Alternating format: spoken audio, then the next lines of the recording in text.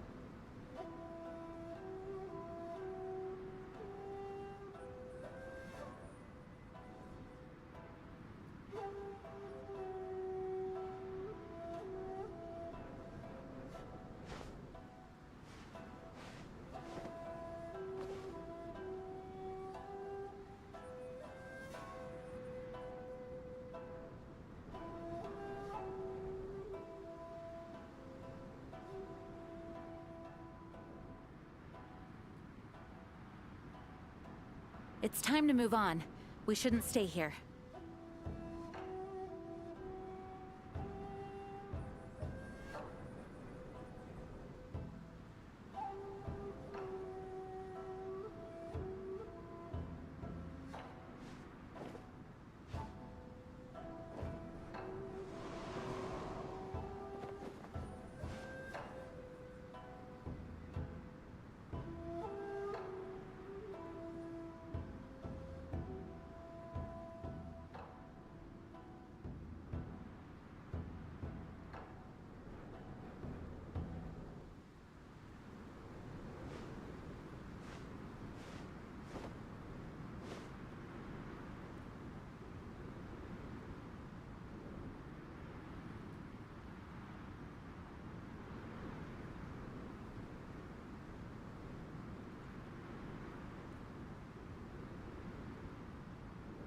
Onwards! We have work to do.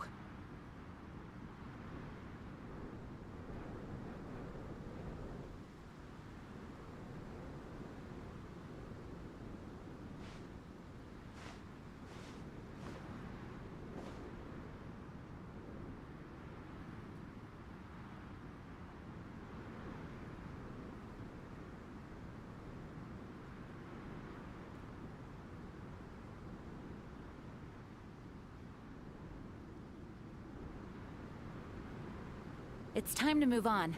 We shouldn't stay here.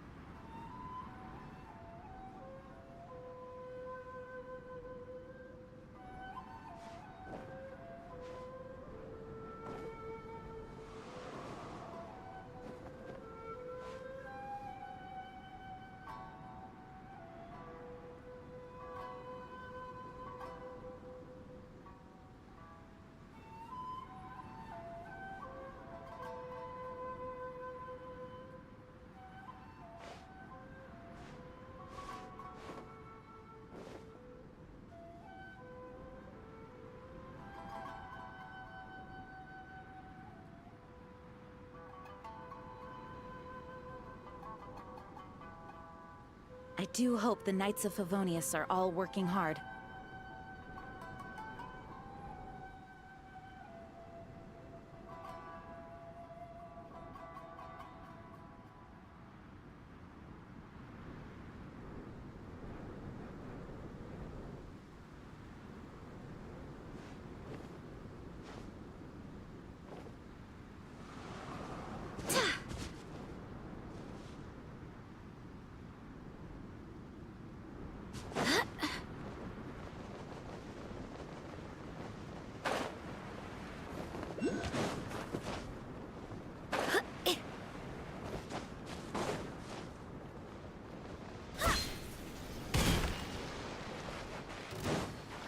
Let's begin.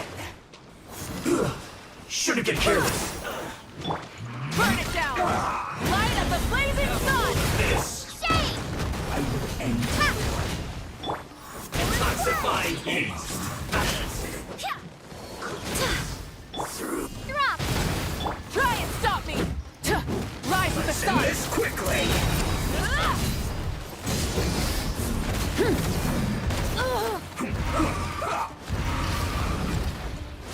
Breath from the sky!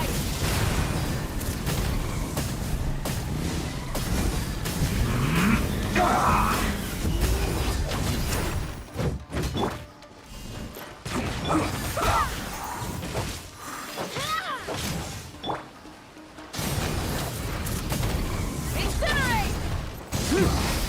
This is mine. By royal decree!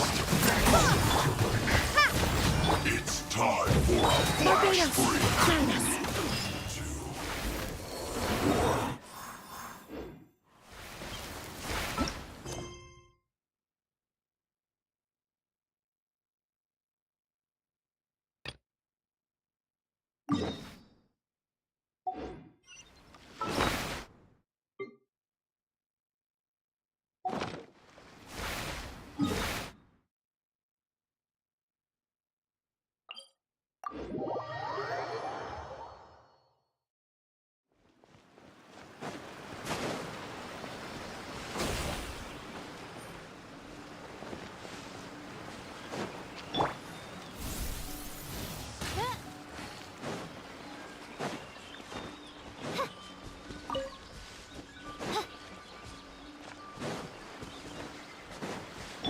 Try and stop me!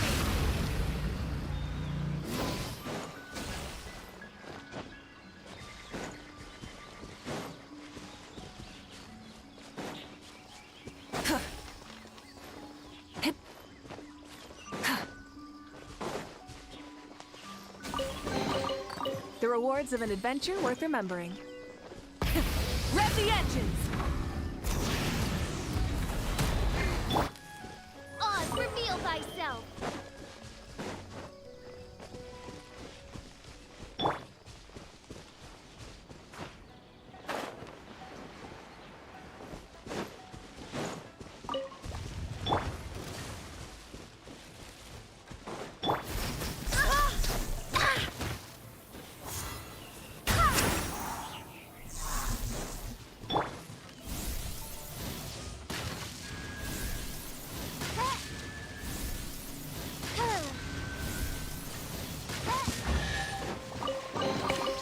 Destiny has brought me hither.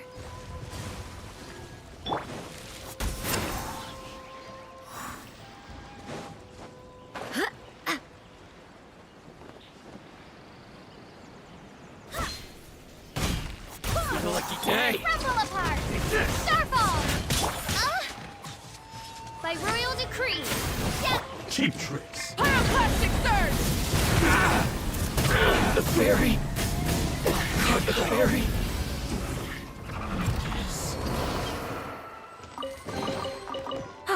Something to add to my collection. Try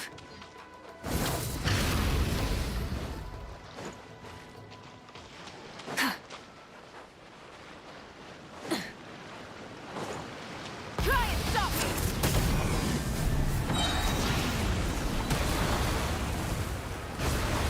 Light of the blazing sun!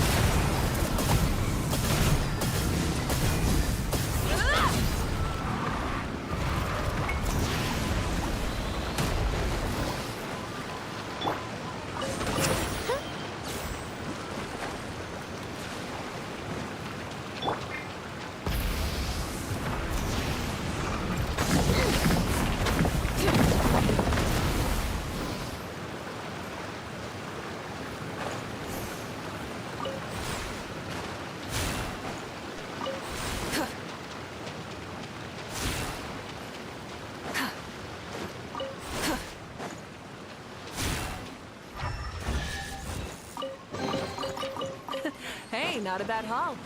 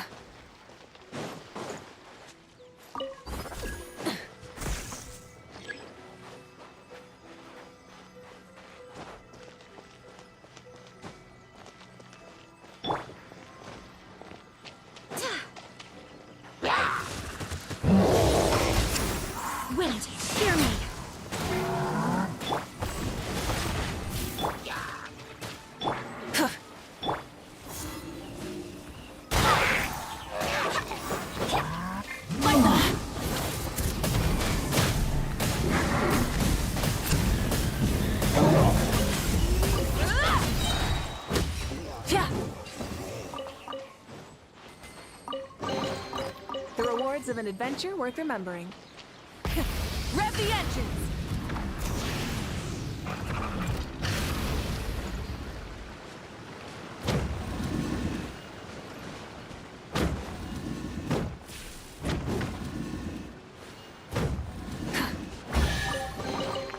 The rewards of an adventure worth remembering.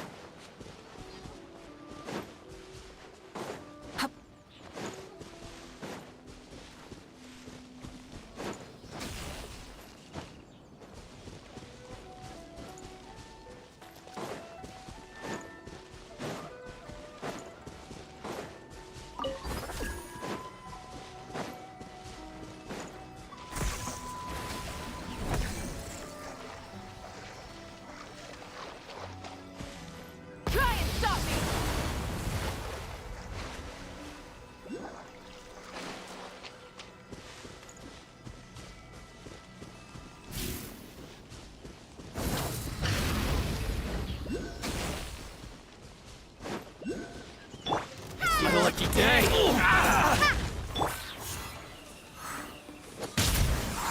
Boom! I swear by my sword! Finally, to the very... Pleasant surprise.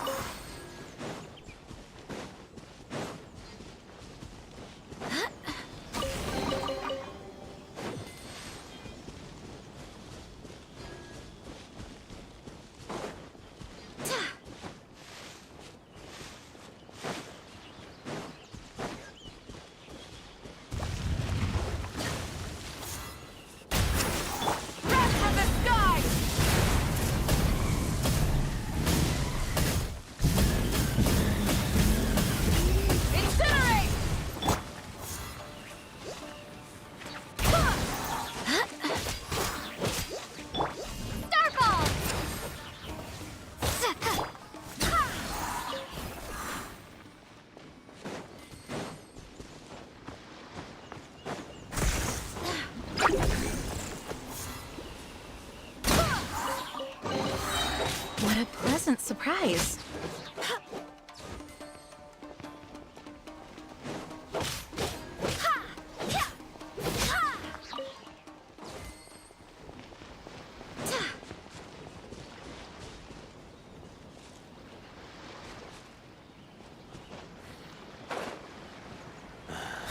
When will I finally make my fortune? Fry!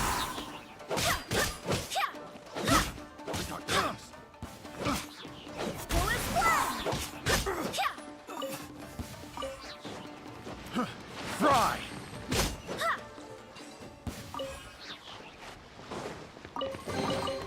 What a pleasant surprise.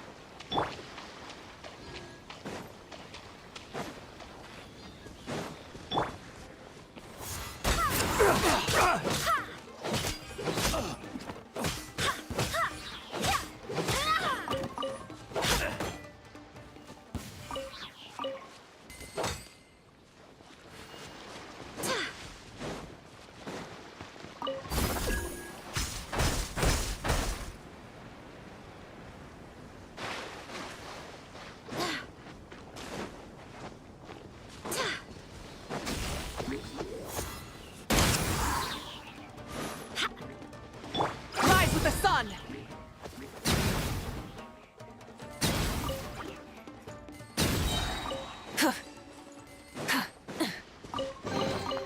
The rewards of an adventure worth remembering.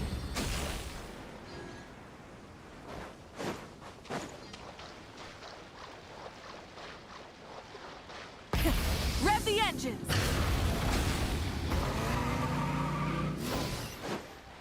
Right.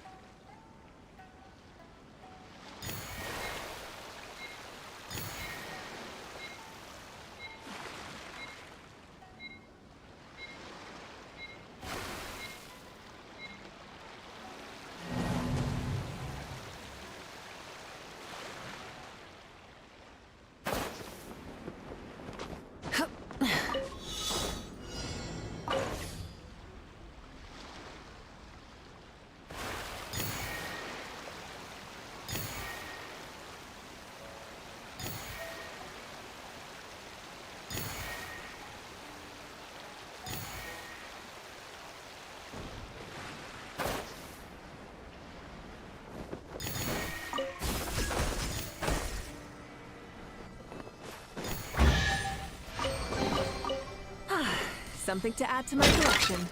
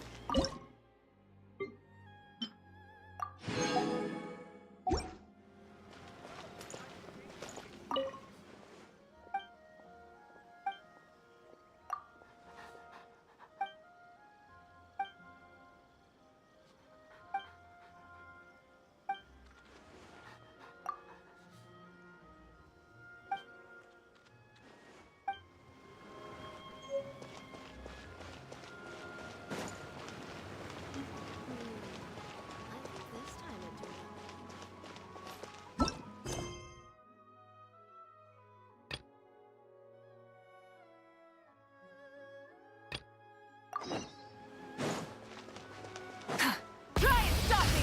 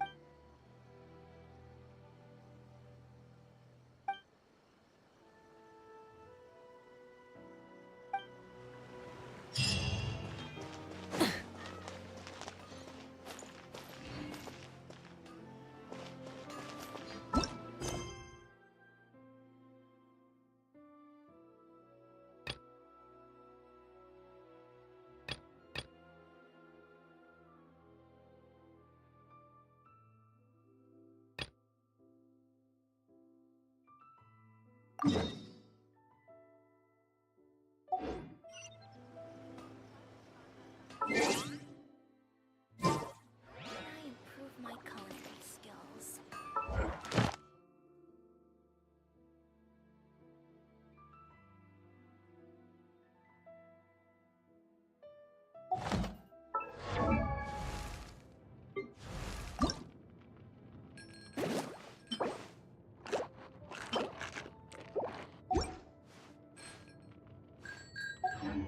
Many insects.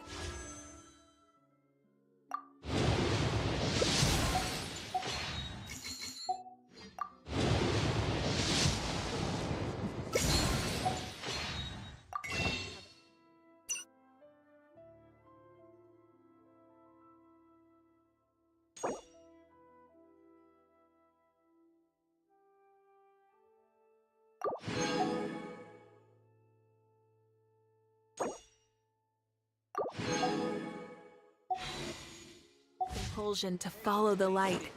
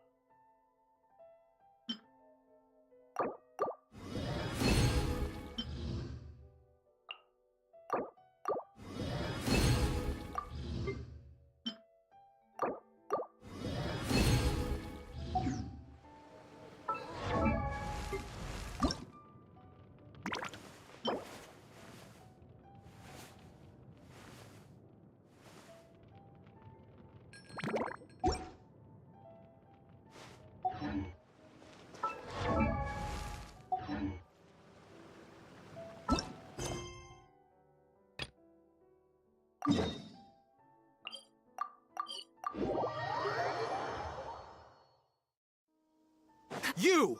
The warrant is for you! Rev the engines! Stop! I have or-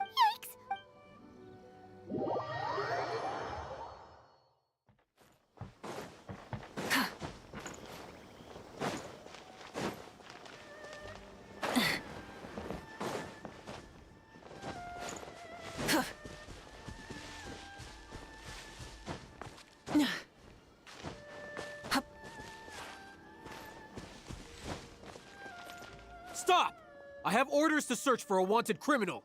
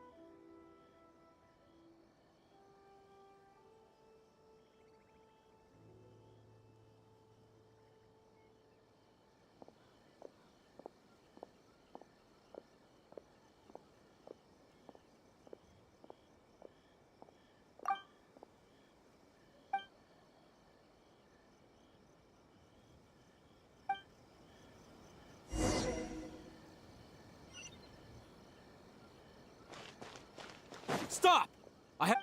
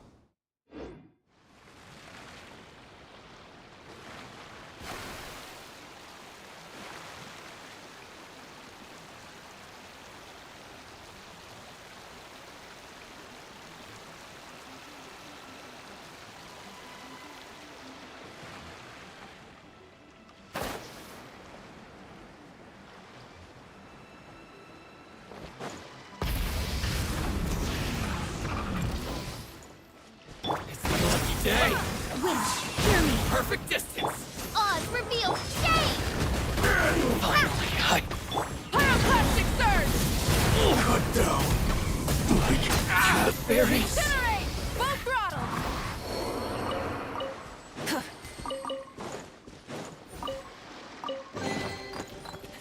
Hey, not a bad haul.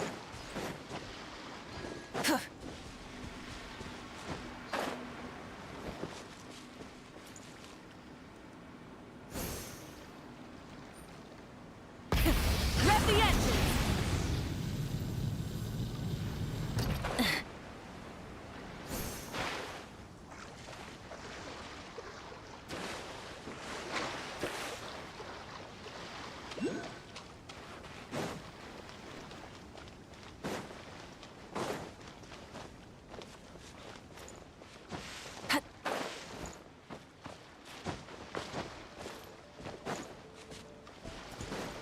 Try and stop me!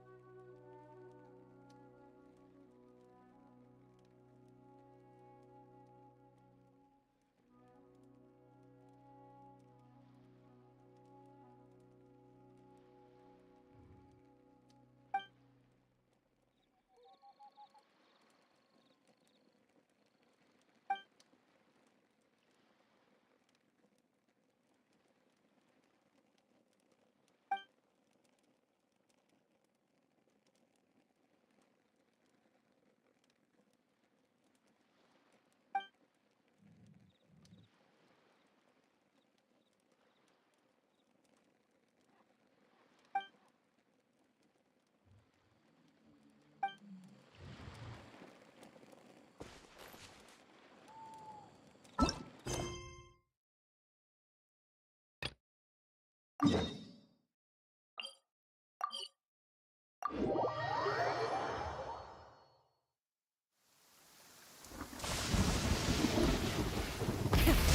the engines!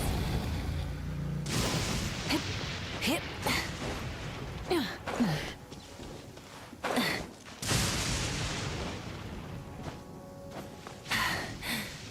Phew.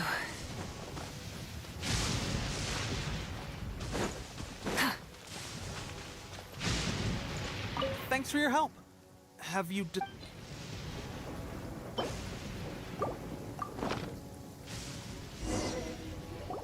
Oh.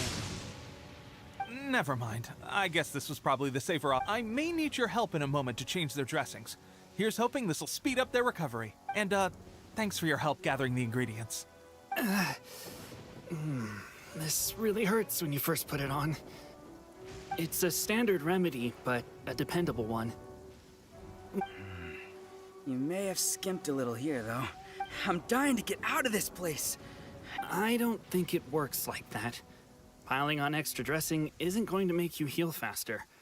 Especially not when you're sneaking off to go train in the middle of the night. You have to cut that out, you know. Thanks again, Tepe. And thanks to our new recruit. Speaking of training, that reminds me. They should be doing some archery practice down at the training grounds right now. It'll be a good chance for them to meet a few more of our platoon and settle in. You got it. All right.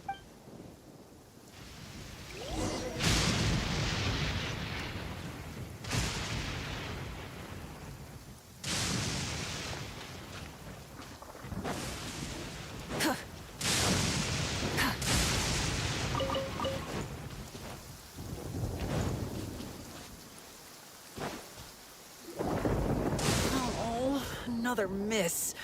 This sucks. Let's see now. I've loosed exactly 10 arrows and only one... Bullseye? Only one hit the target. This isn't good enough. It's evident from these past few days the practice alone isn't enough to improve our marksmanship. How hard could it be? Just draw the bow, aim, and shoot. Clearly, I underestimated the skill involved. With progress like this, who knows when we'll be fit for battle? I suppose all we can do for now is wait for the drill master's next visit and ask him for more tips. Seems things have gotten tough on the front line recently. All the best drill masters have already been dispatched to fight. I guess we'll just have to keep practicing ourselves. At this rate, who knows if we'll ever become resistance fighters. Come on, guys. Less complaining. More training. Tepe-senpai? Listen up for a second. I've come to introduce our newest recruit. In battle, she single-handedly slayed multiple shogunate samurai without so much as breaking a sweat. And that was after interrupting the vision hunt ceremony with a feat of stunning bravery. Not to mention surviving an encounter with the Raiden Shogun. Is that true? Perhaps you'd be willing to give us some archery tips? We promise not to take too much of your time.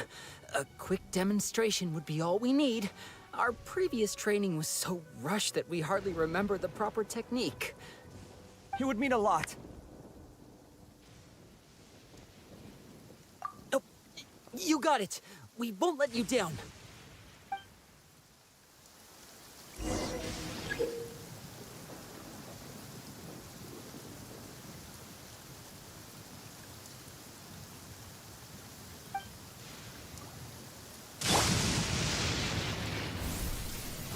Hark!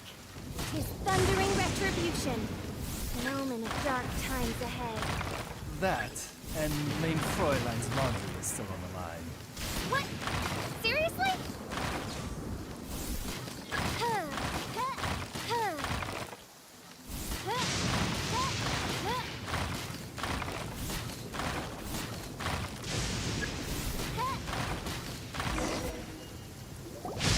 Huh. Pressure getting... That's no way to demonstrate. Let's go. Shoot!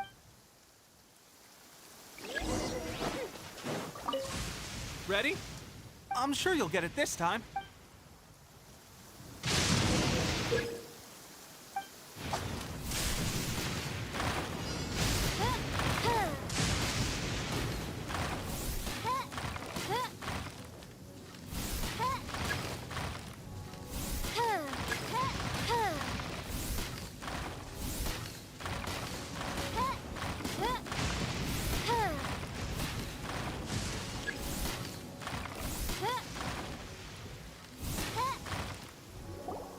Well, there you have it. I told you our latest recruit is pretty strong. Incredible! I think I understand what I was doing wrong now. My posture was off, and I didn't draw back with enough force. Seems I also need to focus on keeping my grip steady and monitoring the external environment. If I can get those few down, I'll be hitting my mark in no time. Those few, huh? Watching your demonstration was a great help. I learned a lot. At least this time I was able to observe some proper technique. As long as I can retain it, I know I'll become much stronger. Honestly, before this whole conflict came about, I was just another everyday citizen of Watatsumi Island. My wife and I were leading a quiet life together. War and battles were the last things on our mind. That all changed with the Vision Hunt decree. The actions of the Shogun's army ignited something inside me. That's why I joined the Resistance. The road ahead of us now seems like a long one indeed. Can those of us without visions or combat skills really become adept fighters like them? There's no use in speculating. Thank you both for your help. We'll keep practicing as much as we can. Stay focused. With us holding the front line, you can continue sharpening your skills until you're ready. Now then, let me show you around some other places. Where should we head next? Sir, we've got trouble. The Shogun's army is attacking. There are still many wounded in the camp. We mustn't let the enemy break through. We'll need your help to hold them all. What? Impossible. How could they have reached us all the way out here? We'd better go assess the situation. A chance for us to prove our worth in battle.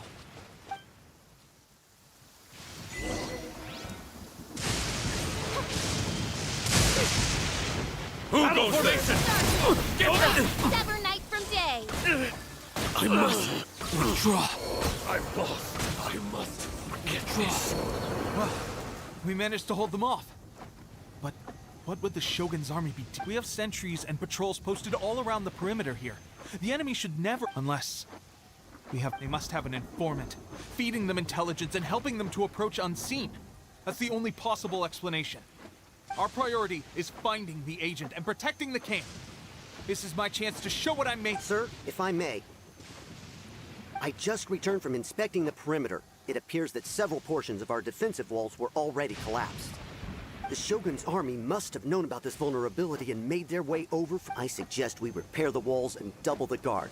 That should keep them from sneaking up on us like this again. In that case... Understood. Leave the repairs to us. We can make use of the wooden rope nearby to patch up the defenses. Why don't we make this more interesting, recruit? A contest between the two of us. Just don't underestimate me. If there's anything I know, it's logistics. You'll see.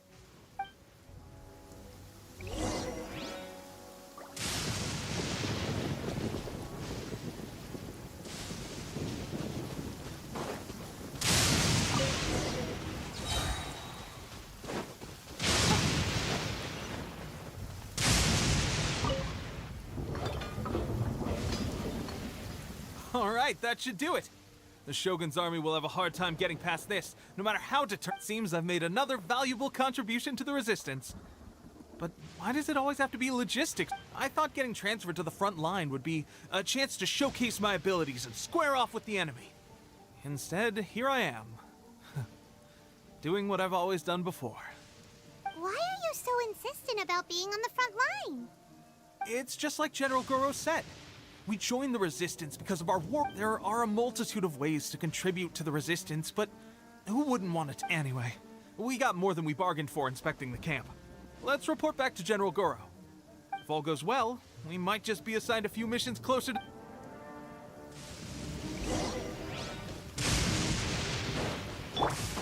Try and stop me!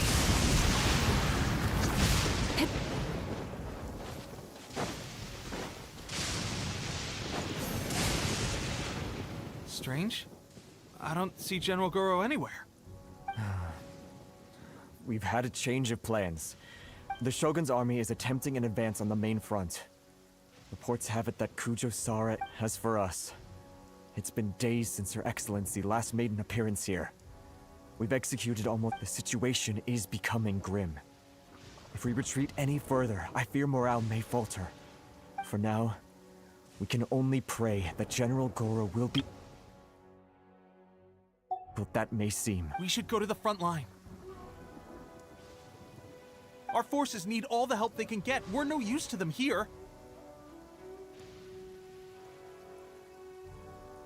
We mustn't let Tatara Suna fall to the enemy.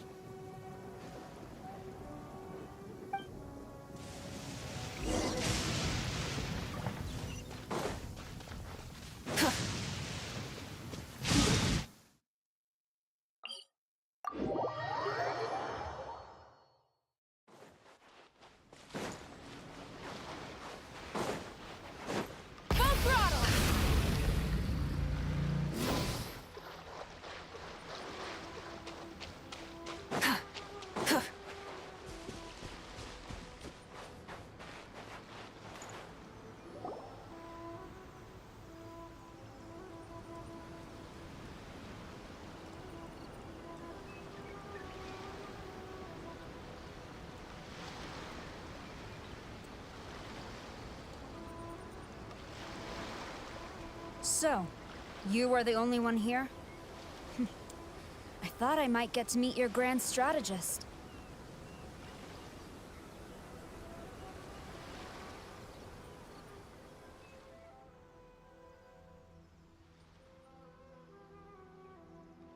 She is the one that's been causing our forces so much trouble. The fact the Resistance has even held out for this long is thanks to her. But soon, the Resistance will fall. They are no match for the might of the Shogun's army. Her schemes mean nothing now. We have already rooted out those behind the Resistance. All who have dishonored the almighty Shogun will be punished. I have faith in Her Excellency and in the soldiers of the Resistance. The Vision Hunt Decree is a brutal injustice. Our resistance has only just begun. It is futile. There is one other thing. I'm sure you've seen the recent arrest warrants. I will make you a deal. Hand her over to us, and you'll buy yourself some time. A respite from the bloodshed would be advantageous to both. So that's why you brought reinforcements. She is of great importance to the almighty Shogun. But the way I see it, she is expendable to the Resistance. That's where you're wrong.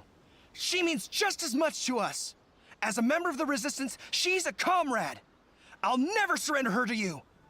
The Resistance never betrays its own. Her Excellency made that clear to everyone from the very beginning. General Goro! Teppei and the Traveler? What are you... It would appear our time to fight side by side is finally... Well, we meet again. This time, I won't let you get away. I thought that you would seek refuge with the Resistance in the hope of receiving asylum. That you choose to show up here proves that you have more bravery in you than I had originally thought. And now that you're here, I have a proposal. Why not represent the Resistance in a fight of honor? A fight of honor? What's that? Before the battle begins, each side chooses their finest warrior for a match of single combat. To the superior force, there's little significance in such a duel. But to the weaker force, victory could constitute an important boost to their morale. Her motives are clear. She wants to use the match as an opportunity to capture you. Do not feel compelled to participate. We could take the fight to them without such a ceremony. Well, what do you think?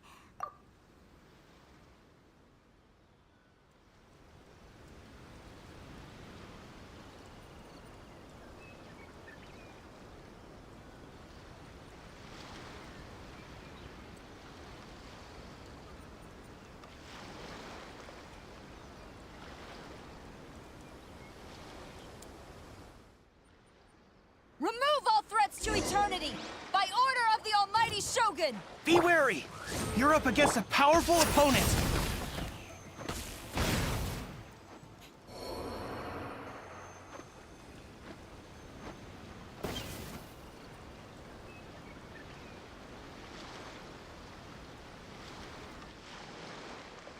You got this! Battle formation! There's more than one round! Keep it up! I won't forget this.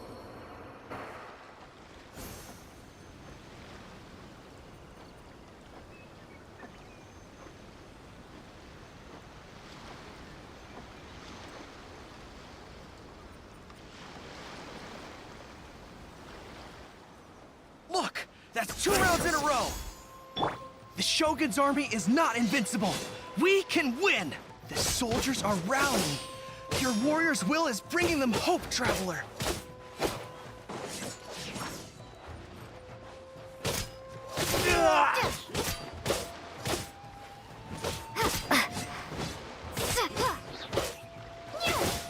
Don't hold back! I need to train harder. Stronger than I anticipated. Soldiers, attack glory to the Shogun and her everlasting— Prepare to engage! All of you, with me!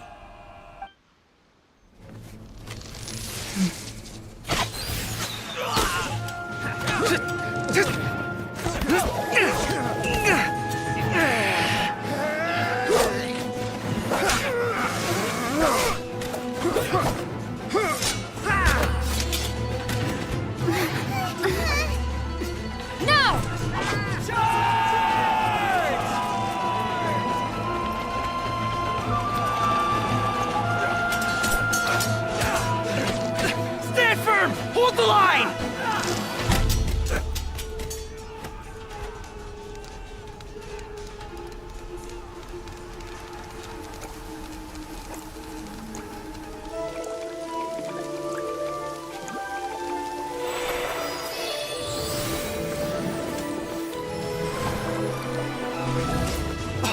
Her Excellency!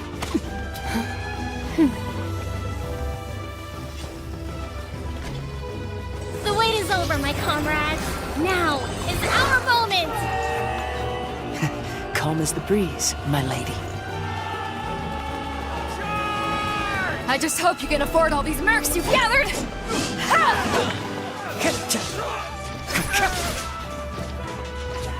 Kazuha! We meet again, old friend. Retreat!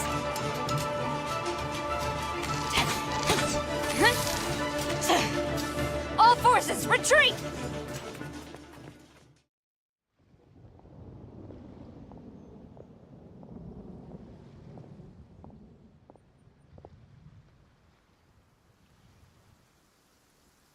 Greetings.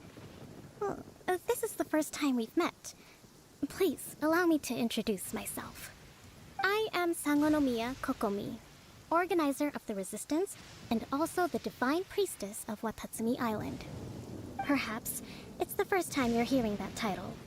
To put it simply, I'm the person currently in charge on Watatsumi Island, which is also the home front of the Resistance. I've actually heard all about you from Beidou and Kazuha. I hadn't expected to find you join the Resistance, though. Do you have a plan beyond this point? In that case, shall we continue? Although the Shogun's army has retreated for now, the Vision Hunt Decree has not been repealed, and neither the Tenryo Commission nor the Raiden Shogun show any sign of stopping. In short, our problems have yet to be resolved. I suggest we move to the shrine to discuss our counterplan. What say you?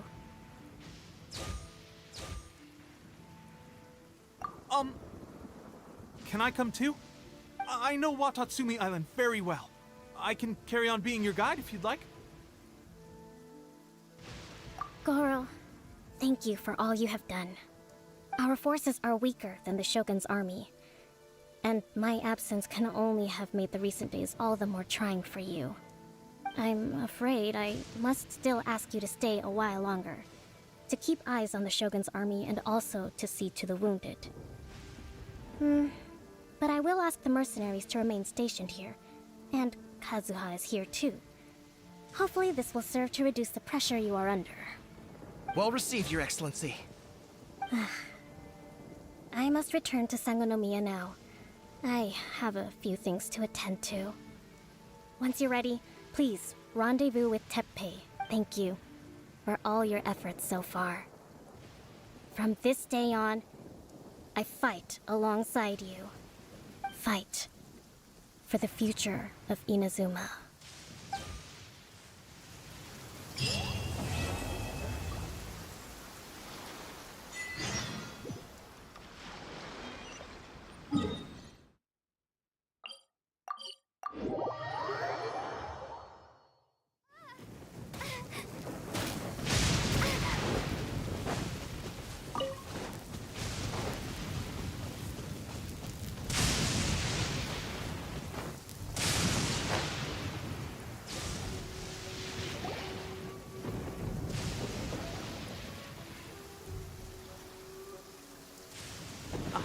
there you are. Good to see you. Your appointment with Sangonomiya is fast approaching. We should get going. Are you ready? We'll start by heading to the camp on Watatsumi Island, and then we'll go meet Her Excellency together from there. If you start to feel seasick at any point during the trip, let me know straight away. That said, you've spent time with the Crux fleet in the past, so I think you'll probably be fine. Ready? And away we go!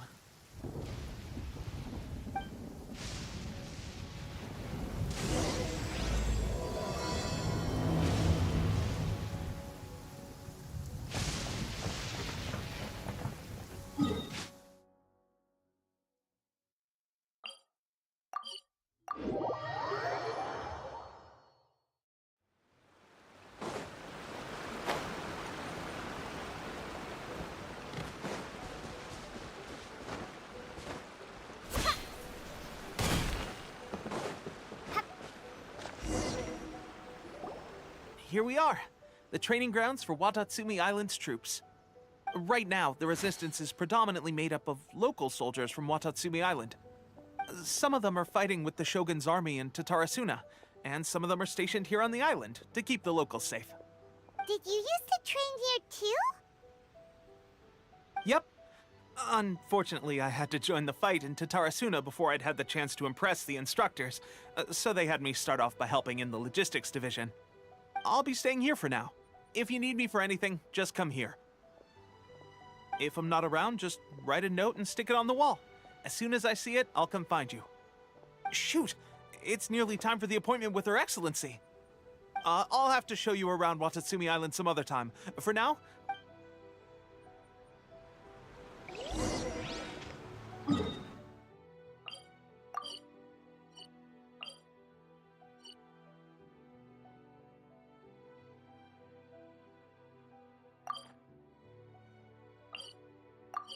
So, Sangonomiya is the name of the place where Sangonomiya Kokomi lives? Huh. Let's go check it out.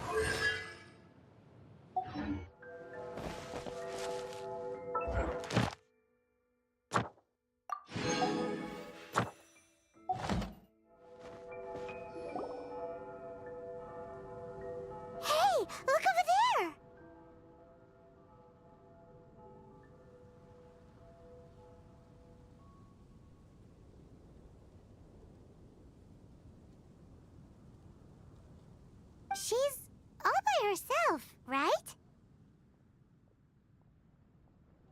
Because she's acting as if she's talking and laughing with somebody else.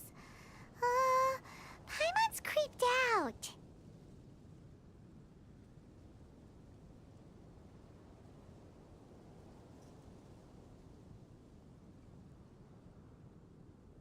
What? You mean you used to act like that too? So is this an invisible friend who hangs out with you sometimes? Or do they just exist in your imagination?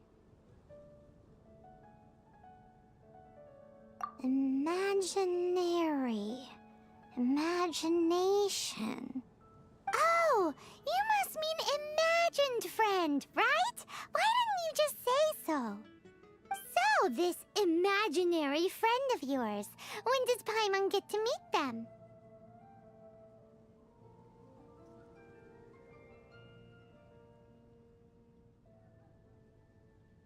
Seriously?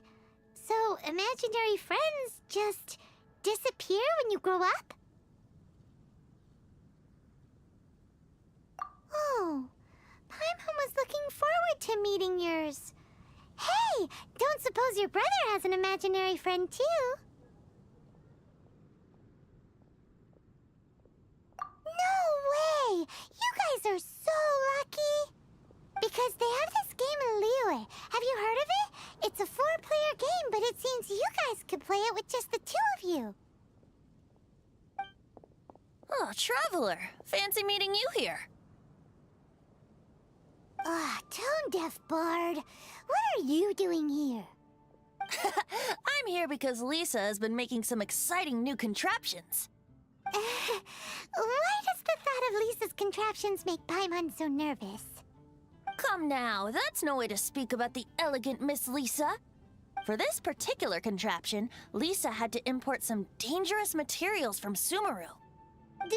Dangerous?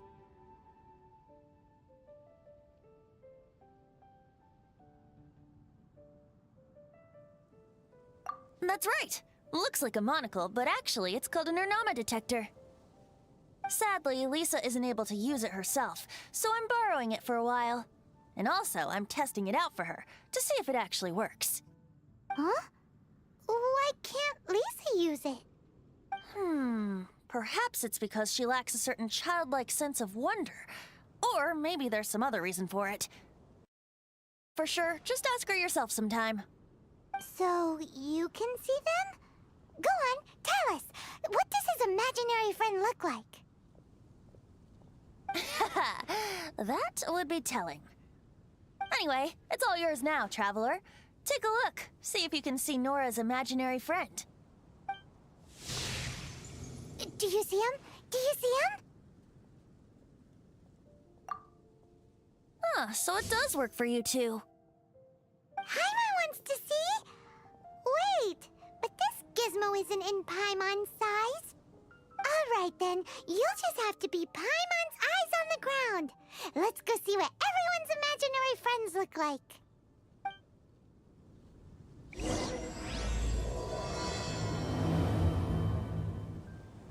Flora from the flower shop always seems kinda floaty-headed.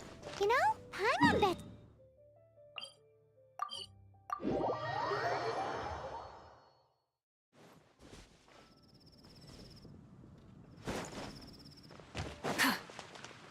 Try and stop me!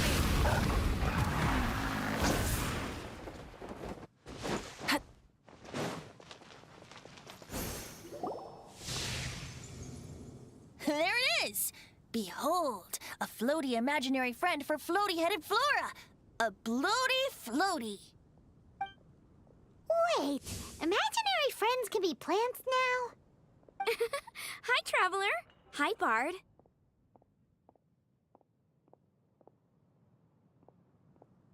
Sure. How can I help? Oh, you mean Mr. Floaty?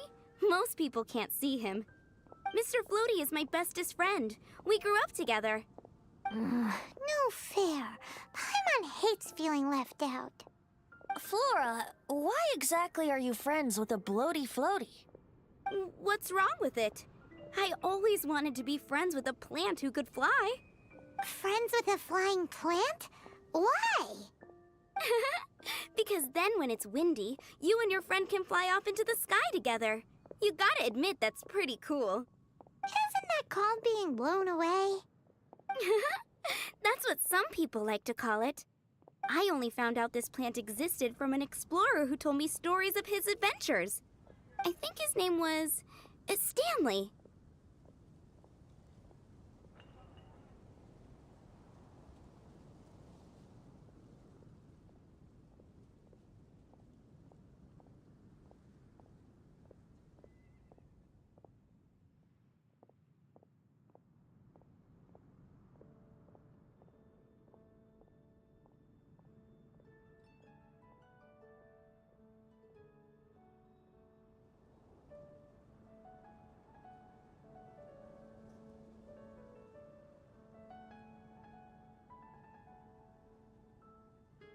Stanley's an adventurer. And you can tell he's an expert at it from the stories he tells. The amazing adventures of Stanley are super famous in Mondstadt. He's in the city at the moment.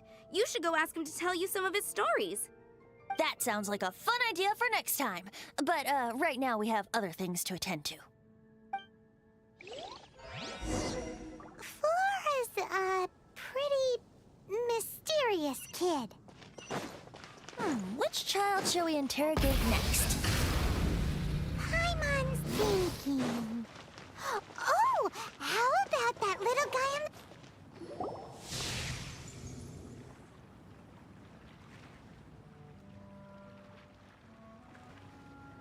No way!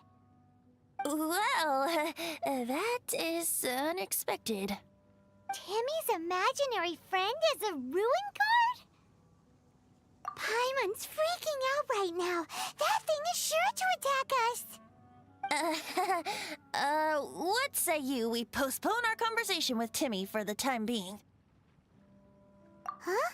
Paimon has a favorite line? Seriously? Oh, alright then. How about we explore the area ahead of us later?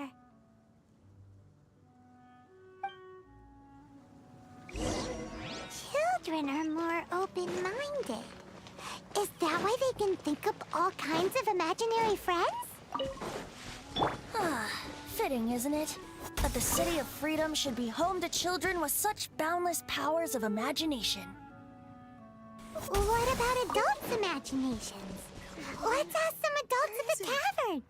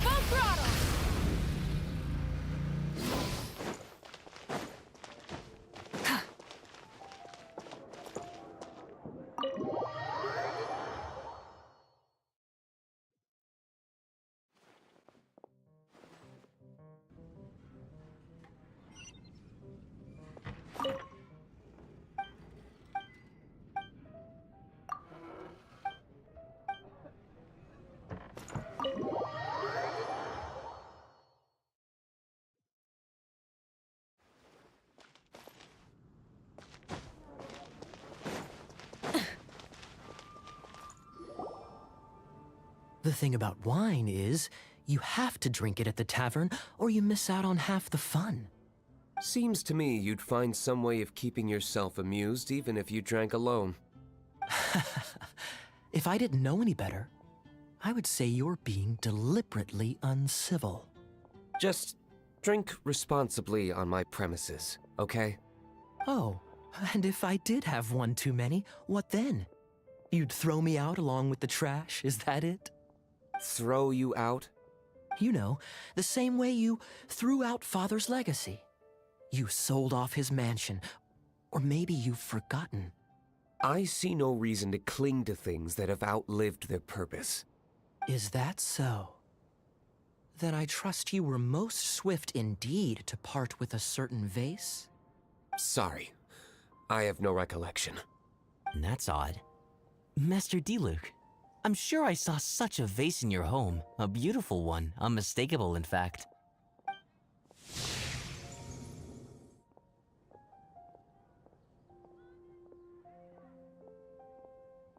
Seems our suspicions were right. Grown-ups don't appear to have imaginary friends. Like I said, a lack of childlike wonder. So people just stop dreaming when they grow up? Okay, well, Paimon, for one, never wants to grow up. This raises an interesting question. At what age exactly do people's imaginary friends disappear? Let's go and check.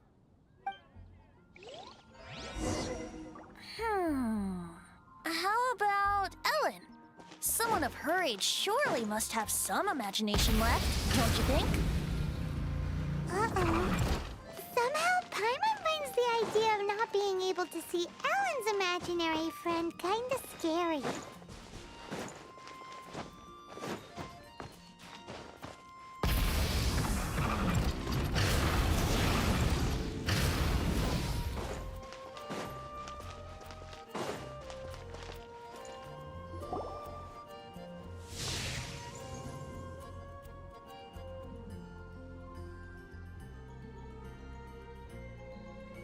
Jean? What is Jean doing here? Is Master Jean Ellen's imaginary friend?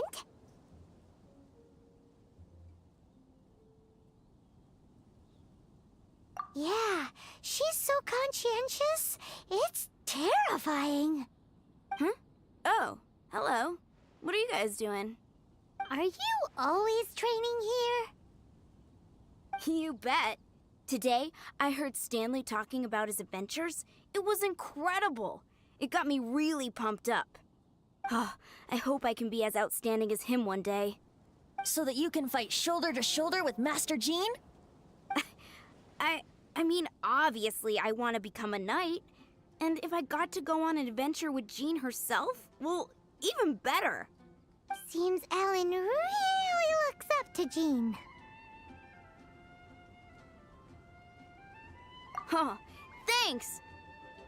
I was thinking, it's not every day I get to hang out with the honorary knight. Would you join me for some sword training?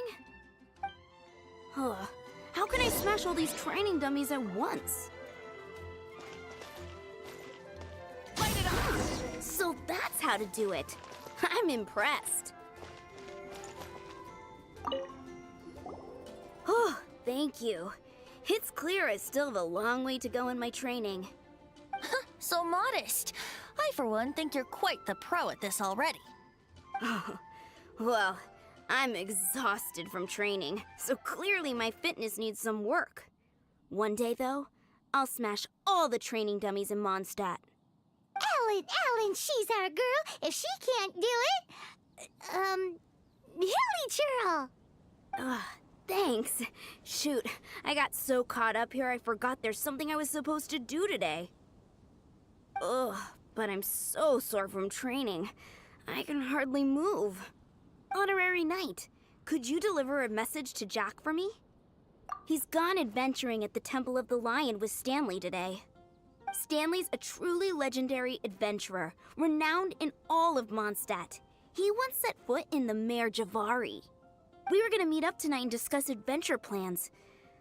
Could you let him know it'll have to be another day? Great! Thank you so much.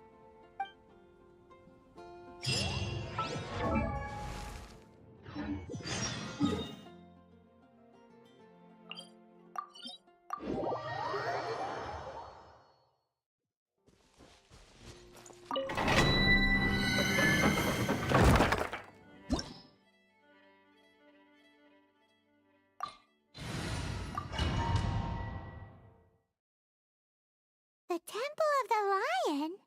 We explored this place once before, didn't we? During the Storm Terror incident.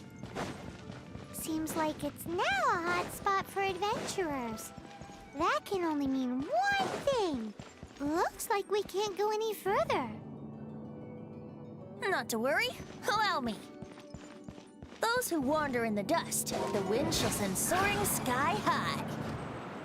We didn't bag all the loot last time!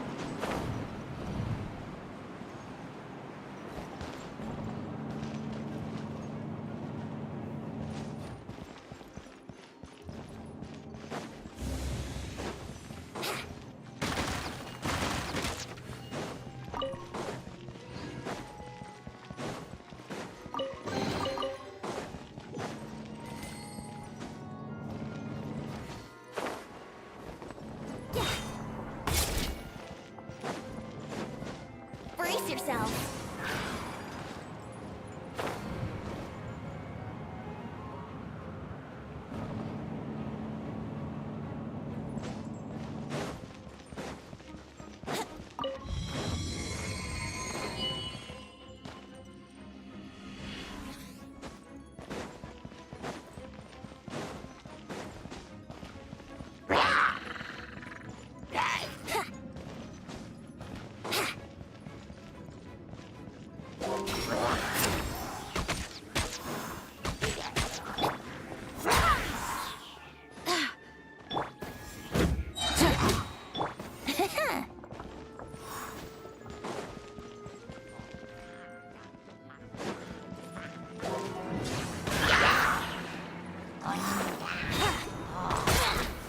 How rude!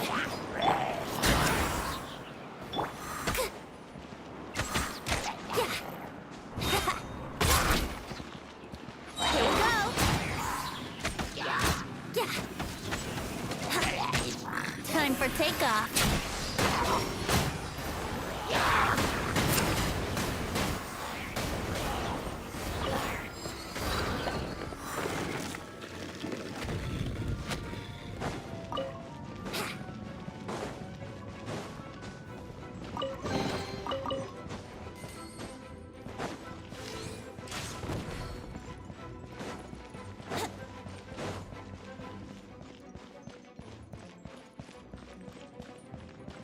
Hey, are those guys...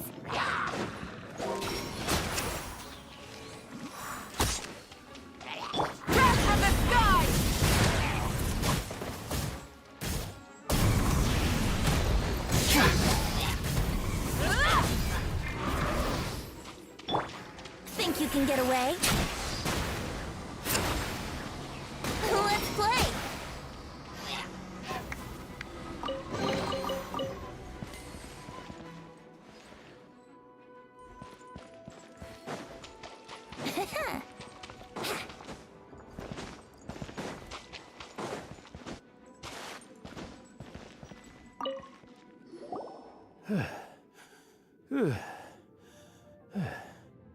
I was so sure I was about to die. To be fair, that could have gone either way. So, you must be Jack the Adventurer, I assume? Yes. Who are you?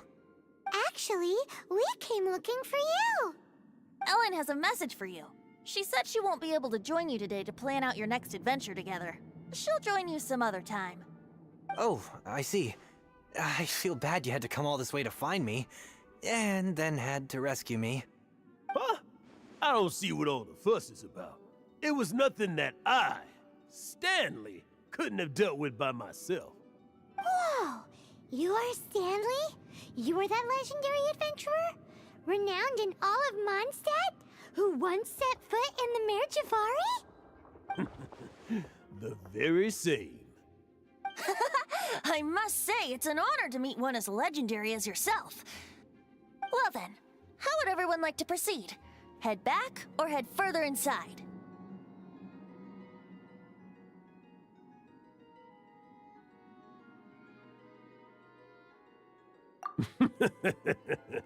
Well, I think you're now in the safe hands of Stanley, the great explorer and legend of Mondstadt. In which case, why head back now? Okay, motion passed by unanimous consent. Let's head further in. So, I'm guessing you mostly came here because you want to hear my adventure stories. Am I right? No, we really were just looking for Jack. What? Do you know who I am? I am Stanley, renowned adventurer of Mondstadt. Yeah, I think we got that. Well, your attitude says maybe you don't got that. I am Stanley, the living legend. Stanley who braved the Manjavari. Enough already! Ugh. Stop name-dropping yourself every time you open your mouth! It's true, though. Stanley is the most amazing guy. Well, Jack will listen, won't you? Now, where was I? You and your partner reached the Mare Javari, a famously terrifying place with not a wisp of wind. Precisely! There was deathly silence in the air. A sea of ashes stretched out before us, as far as the eye could see. Mare Javari. Suddenly, my partner was caught in a whirlpool whipped up by an evil beast. Luckily, I managed to grab hold of him just in time. Wow. So, did he make it? Sadly, in the end, I alone was able to set foot on home ground once more, with a gentle breeze carried away the tears welling up in my eyes. That poor guy. How could that happen? Jack, you can't cry so easily if you want to be a great adventurer. I know. Because an adventurer's proudest achievement is to die in the course of their final adventure. But...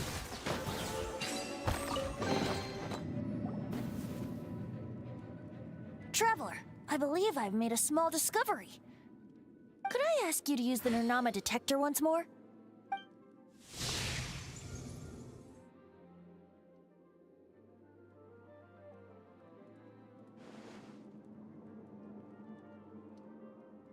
What? Stanley has an imaginary friend? It seems his imaginary friend is a seasoned warrior, covered in scars from head to foot, and a look of staunch determination on his face. Oh, you thought so too, huh? I agree. He wasn't telling the whole story. Please excuse me. I'll be leaving now. Bye, Stanley. Do you two still have time to spare? What is it? A few days ago, Stanley got drunk and told me a secret. Something he's never told anyone before. The weapons he took on his adventure all those years ago, they were none other than those once wielded by Mondstadt's greatest hero, Vanessa herself. The sword of brilliant valor and the shield of magnificent honor. I don't know whether you believe me, but apparently, both the sword and shield are still right here in Mondstadt, over in Dadaupa Gorge. Since you guys are the experts at this, can you come with me to try and retrieve these two legendary weapons?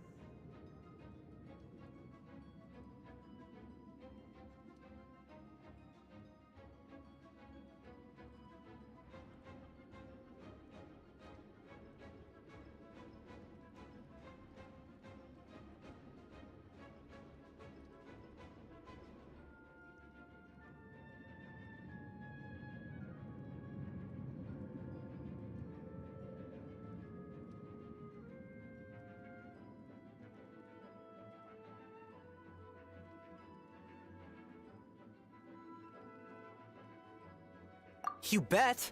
This is Stanley we're talking about. If I can just get a hold of something impressive enough to show my family what I'm capable of, maybe they'll finally come around to the idea of me being an adventurer. Right now, I'm just a rookie. My abilities are limited, and my parents don't support my goals one bit. So, what do you say? Help a guy out? I can't bring myself to tell Stanley about it because my reasons are so selfish. But I swear I'll give the weapons back to him as soon as I'm done. Aw, poor Jack.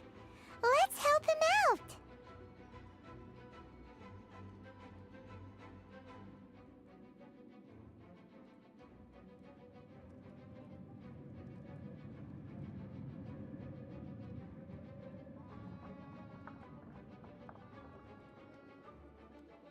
Venti, you coming too? I don't know. Oh, one other thing. I have a bottle of rare vintage wine that I had someone fetch for me a couple years ago. Help me find these weapons, and it's all yours. Dadaupa Gorge, was it? Let's hurry. There's no time to lose.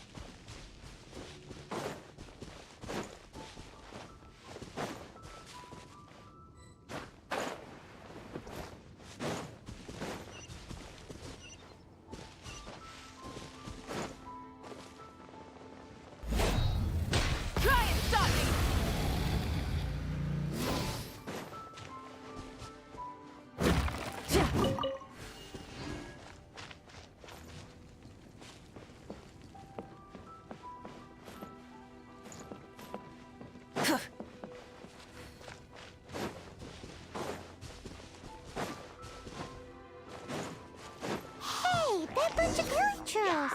Are they holding some kind of ceremony? And what's with that pile of knickknacks? Are they worshipping them? Seems so. That must be the Sword of Brilliant Valor, surely!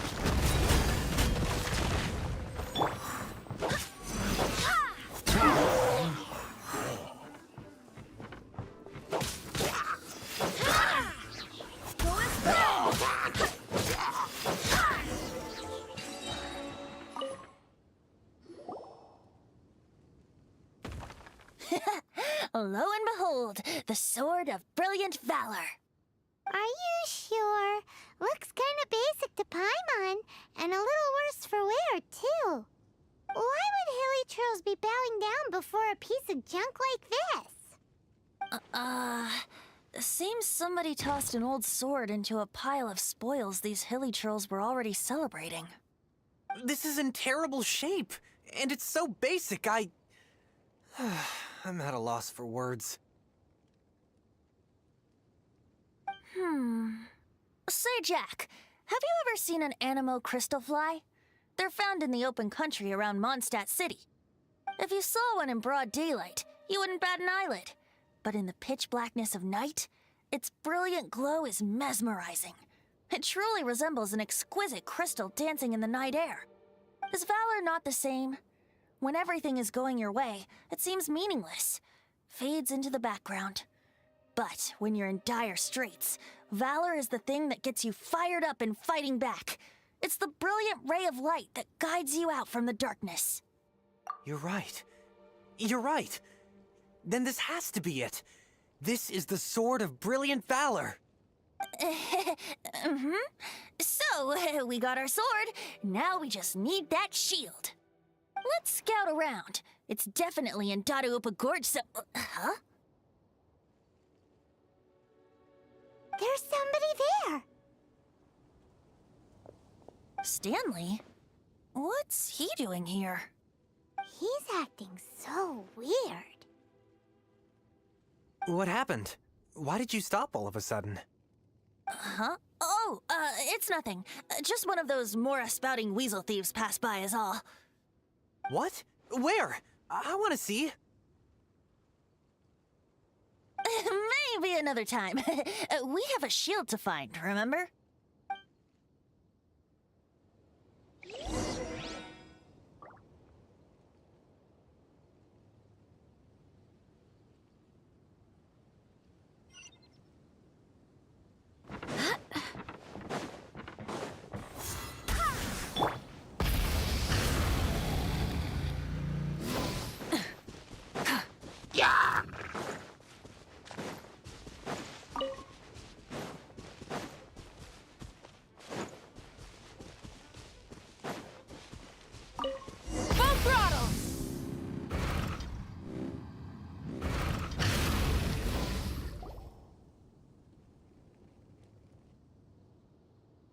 Lo and behold, the shield of magnificent honor.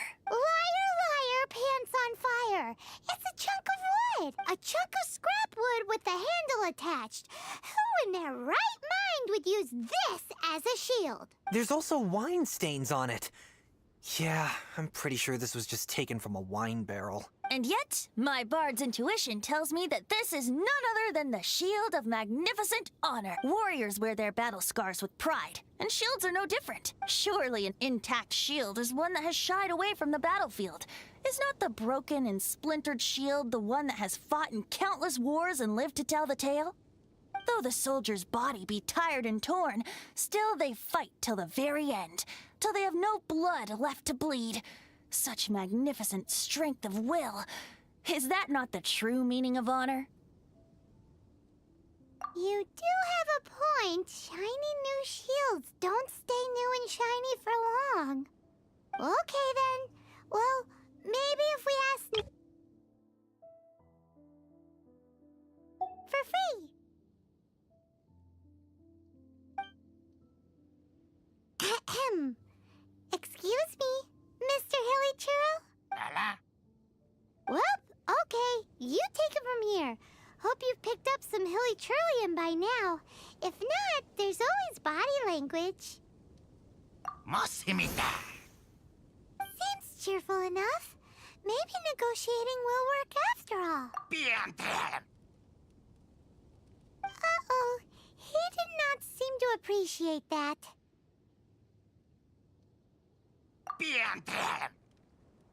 Uh-oh. He did not... Oh no.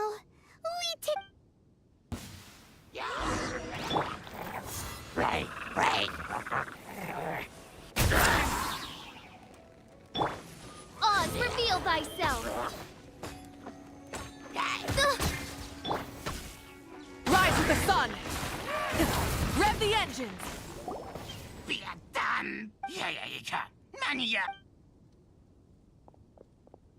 Hey! He dropped the Shield of Magnificent Honor and ran!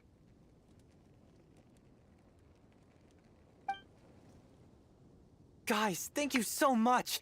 I can't believe I actually found them. Mom, Dad, check out the legendary weapons I found. Hey, wait! The wine, you promised! And I actually helped a lot this time. What are you doing here, Stanley? Out for a stroll? Hey, what are you doing here, Bard? Fancy that, huh? You, out for a stroll, too?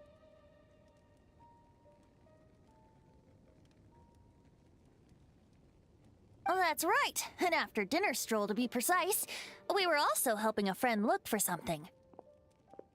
Paimon's starting to think Stanley might be a fraud. Did Stanley plant the sword and shield here in advance so as to not hurt Jack's feelings? Adventurers must be pretty familiar with Dadaupa Gorge. You fought battles here before, after all. You better believe it. I can navigate this whole area with my eyes closed. Wow. Then I admire your perseverance. And your memory, too.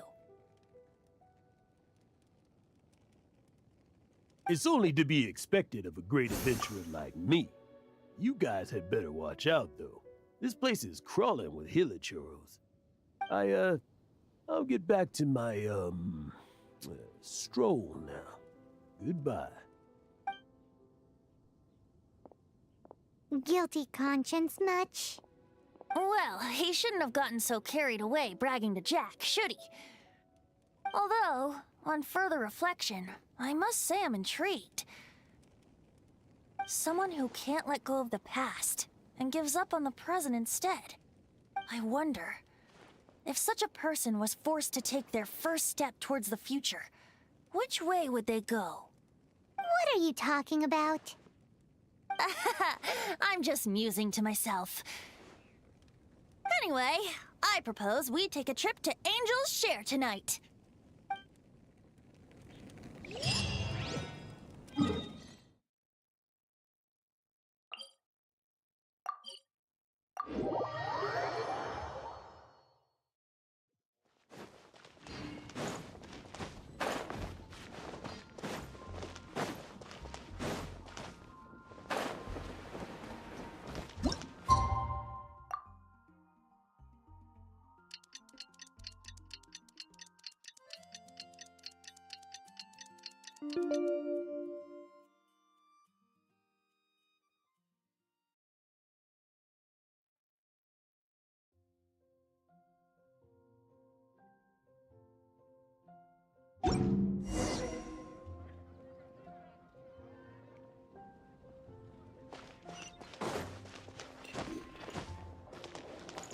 Come in, take a seat.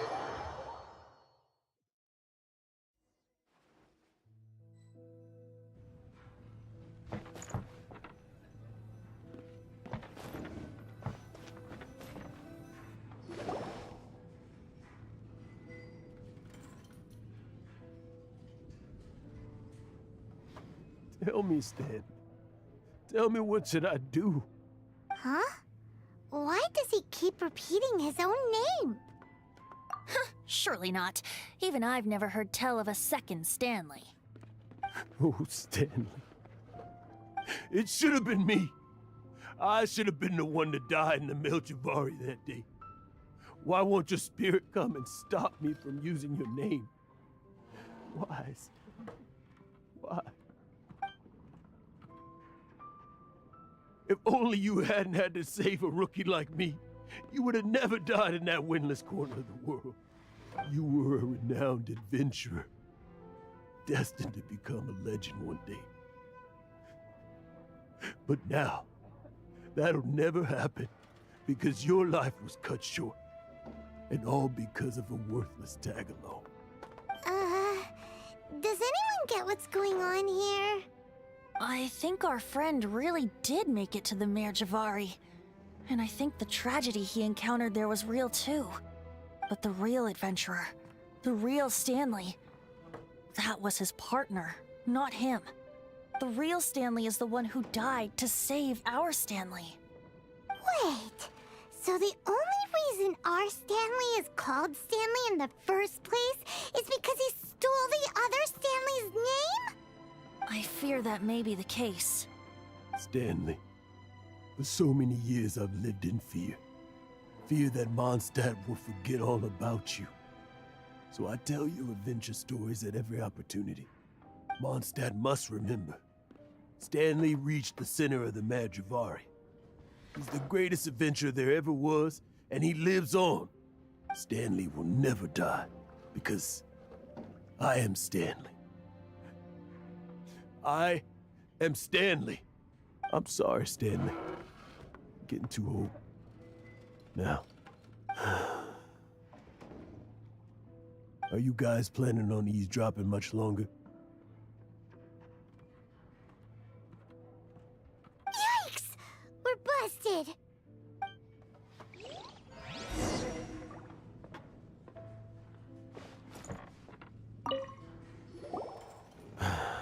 Go away. Save your questions. And just leave me in peace. But... Leave now. Don't make me tell you again. Honorary Knight, Venti, and Paimon. I'm so glad you guys are here. I've been looking for you everywhere.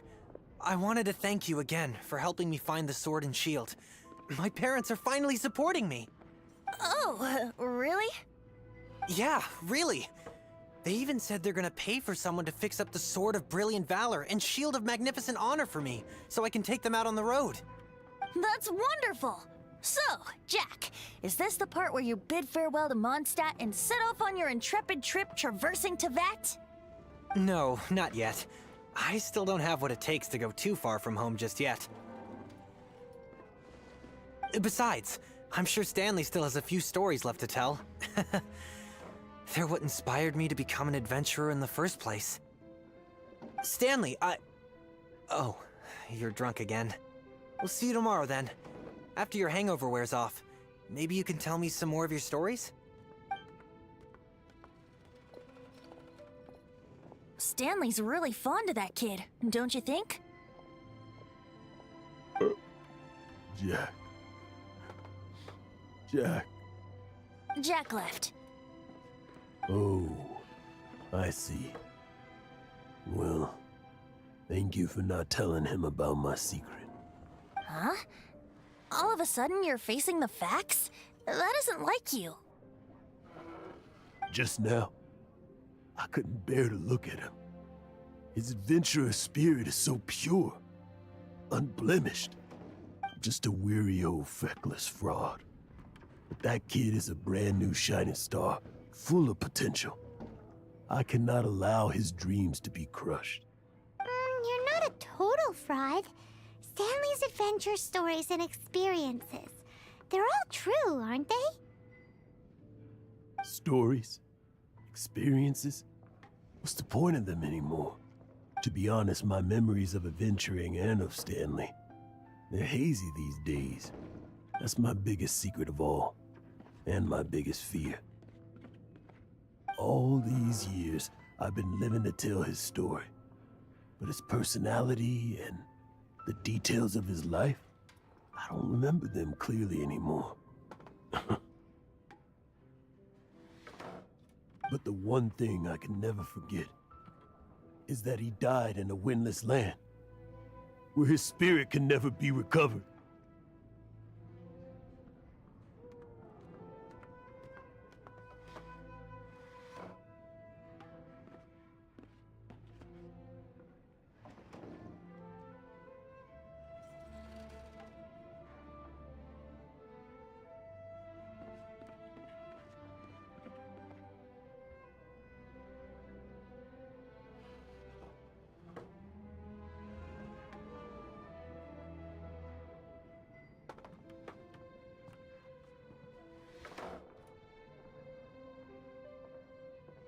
Exactly. Even in his memory, the real Stanley isn't the living, breathing friend he knew at all. Instead, he's become fixed on the image of him as that battle-scarred warrior. And that image has held him captive his entire life. I'm too old. I never let go. But still, so much has slipped away. I'm completely and utterly worthless. No adventurer should have to go that way. No adventurer ever. Hans Archibald. My true name? How did you know? The wind. I can hear the wind blowing in the Mare Javari.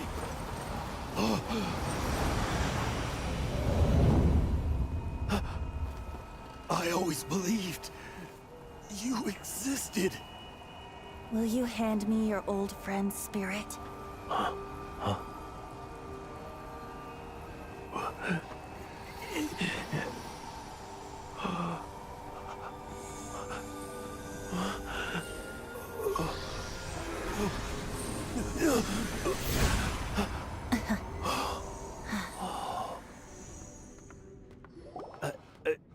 I can't believe it. Thank you all. And thank you, Lord Barbados. I'm sorry. It's gonna take me some time to calm back down. But I think that I'm gonna be okay.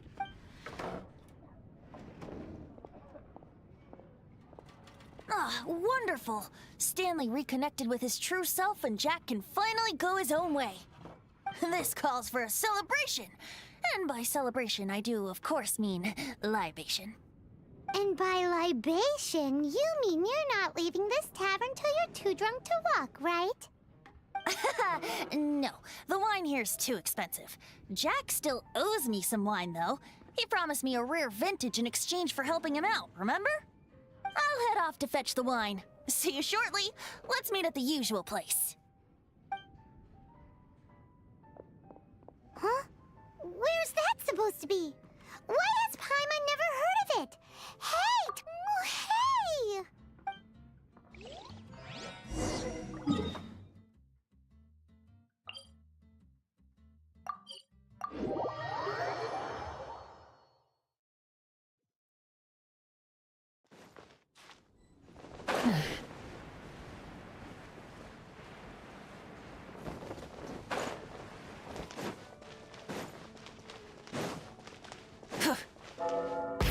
Rev the engine!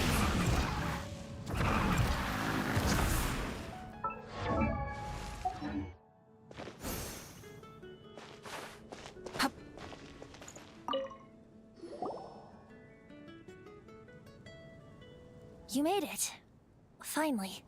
Just tell us where you meet next time, okay? We looked everywhere. So, did you at least manage to find your wine? Yep. Well, sort of. Jack made it out to be a rare collector's edition vintage. When actually it's just a half bottle of regular cider. This takes me back. The first time I saw this view, I hadn't even taken on this form yet.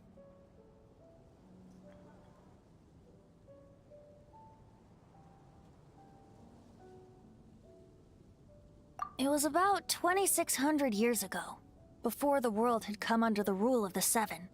At that time, old Mondstadt was ruled by a tyrant, who sealed off the city's perimeter with a ferocious hurricane.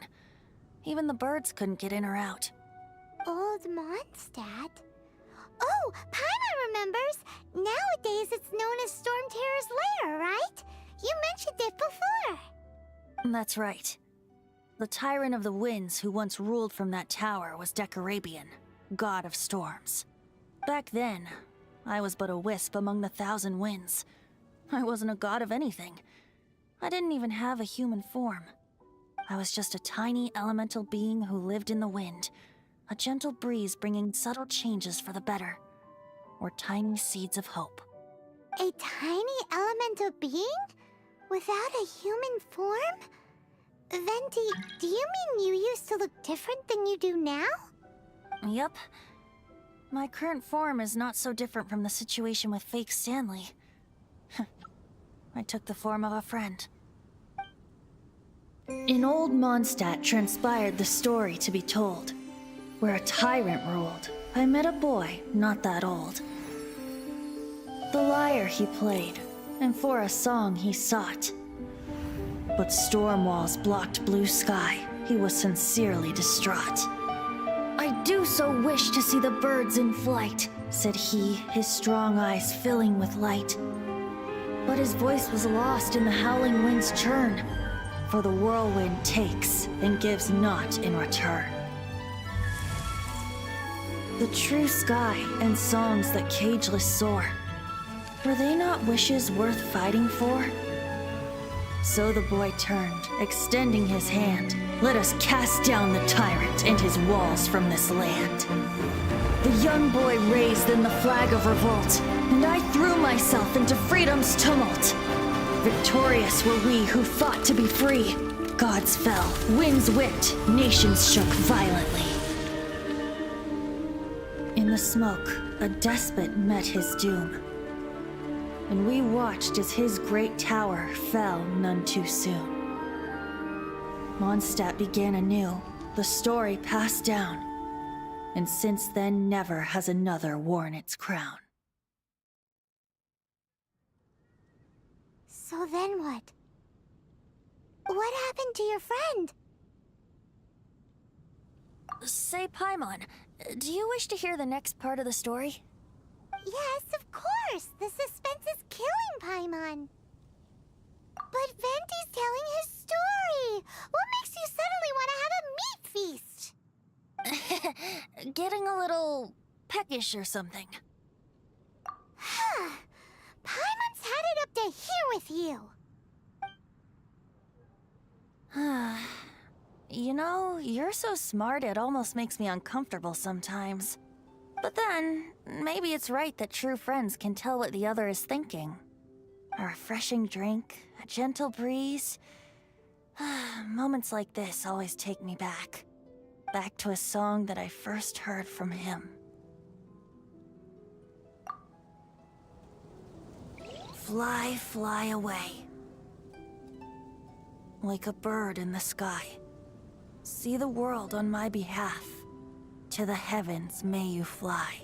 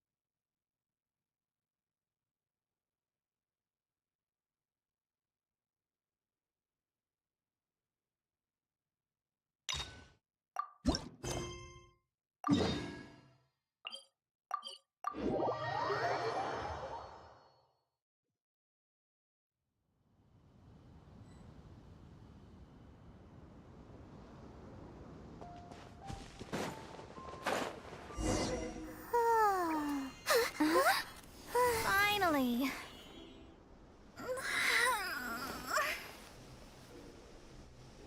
I almost fell asleep waiting.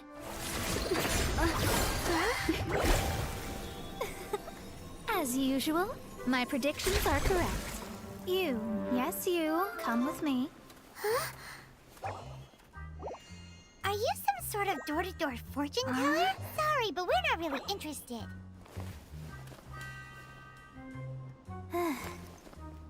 You're not from this world, are you? How do you know about that? How? Because I'm a master of true astrology. If you've no other questions, let's be off. Fine. I'll exercise a little patience and explain.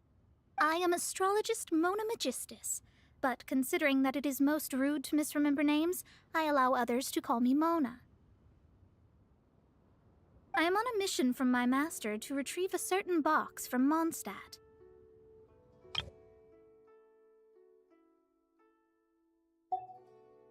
It was part of an agreement she made with a friend 50 years ago. But she isn't as spry as she used to be, so now it's up to me.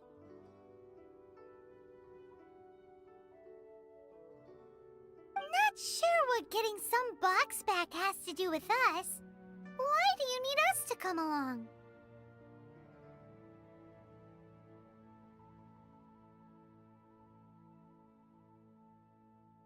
Well, that's because I would also like to take on the Guardian of the Box. My master and her friend contended in the mystic arts all their lives without a clear victor. If I triumph here, then I will show myself to be superior to my master.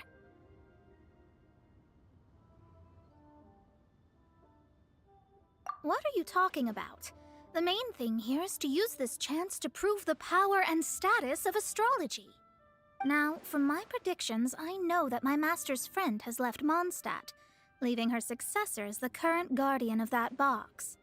Like me, that successor must also be one who has surpassed their teacher. I must not be careless.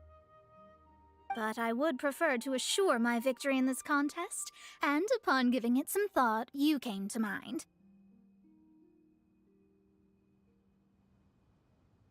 How did she get involved in this anyway? The knowledge passed down to me from my master must be passed on in turn. If I were to bring my disciple to meet her, then the lead is already mine, no? And you are Mondstadt's great hero, my equal in status, so... Come on, you don't actually have to become my disciple. You just need to act the part.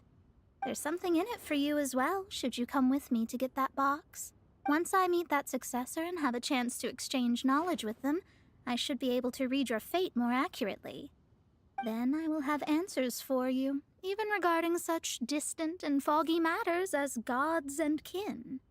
That does seem much faster than searching the land country by country. A wise decision. That said, I would like to pay a certain place a visit before we go.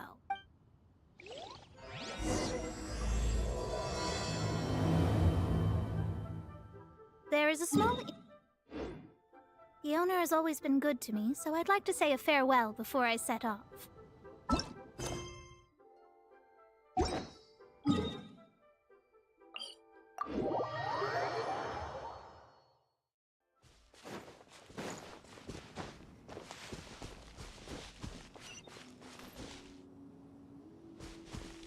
Try and stop me!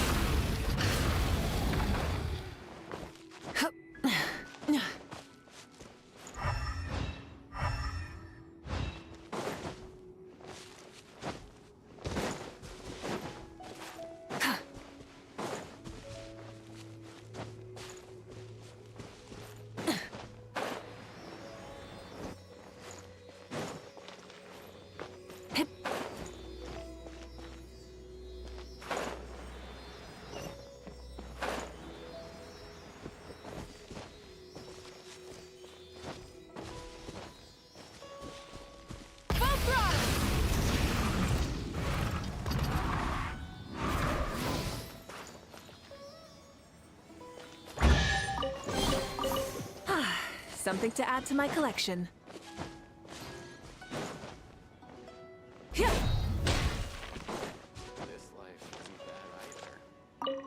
Well, it's no wonder that an inn set up here has no business.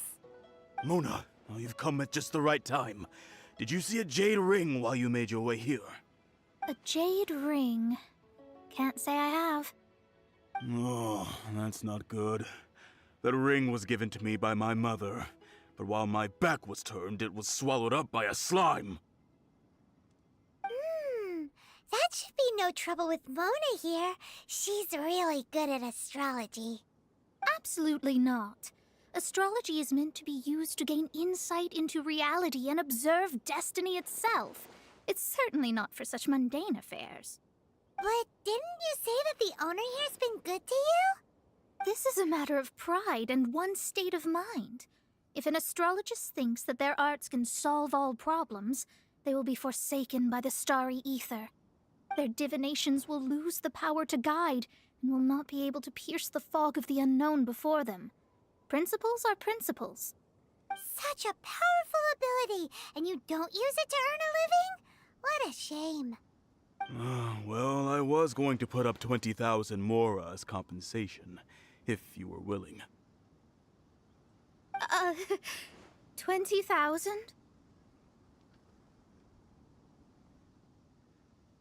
Oh, it's nothing. I was just thinking that the person who finds that ring must be lucky indeed to be able to earn 20,000 mora just like that. Yes, of course. Still, the owner's business has had it pretty hard. It must be a truly extraordinary ring to be worth spending this much mora to find. It wouldn't be right for us to leave like this, so let's help to search for it. There may be other means we can employ besides astrology. Oh, Paimon knows where this is going. I know. I'll leave this one to you. This is the first mission I'm giving you as your master. Since it was swallowed up by a slime, maybe we can use elemental bait to lure all the nearby slimes to us. You remember the stuff we helped Master Diluc make? And Paimon actually kept a small amount.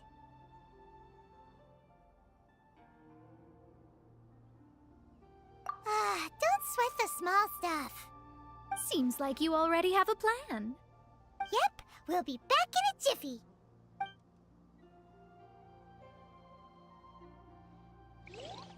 The elemental bait's really strong. It will attract all the slimes in the area.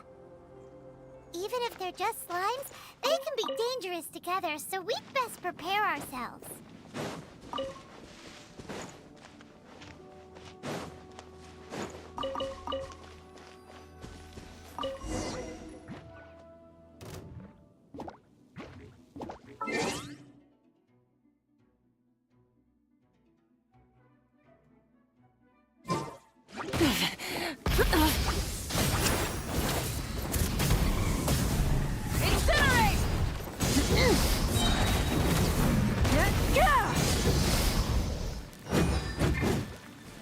By royal decree!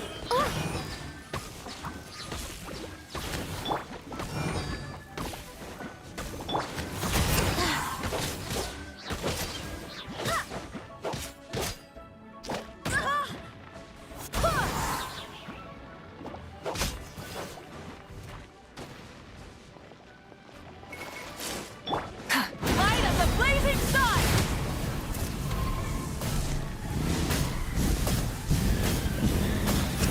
Incinerate! Yeah.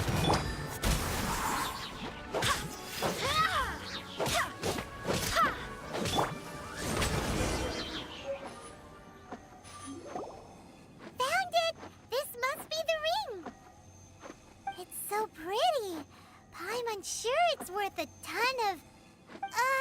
Paimon wasn't having any bad thoughts? Let's bring the ring back to Mr. Zhu.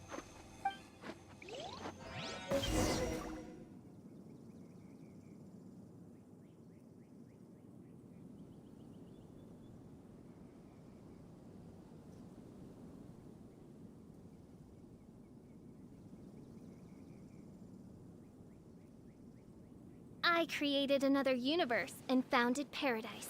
For I, Fischl, am the Prinzessin der Verirrt...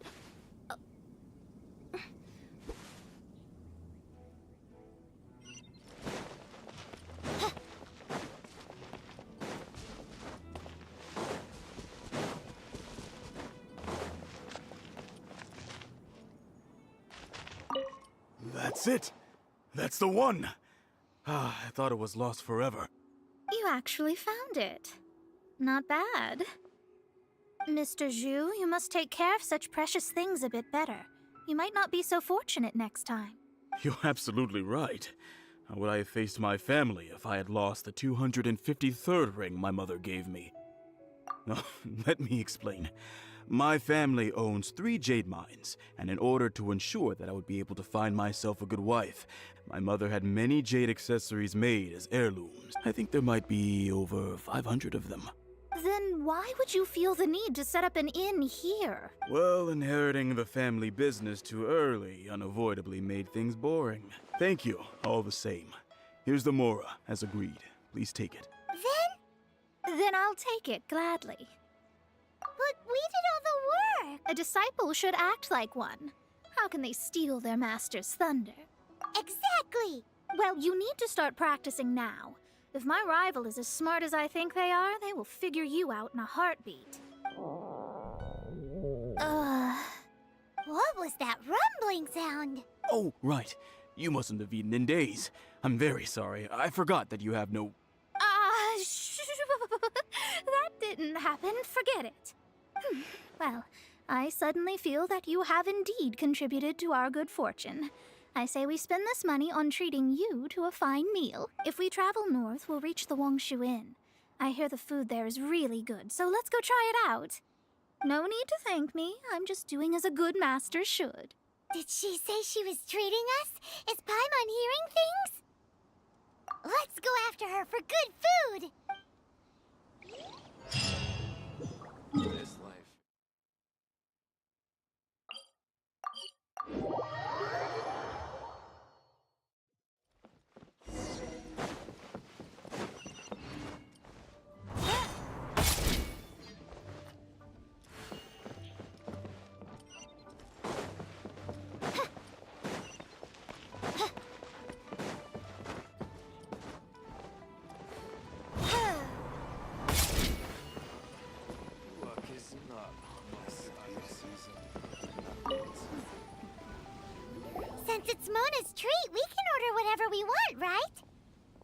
course. I am a most generous master, after all.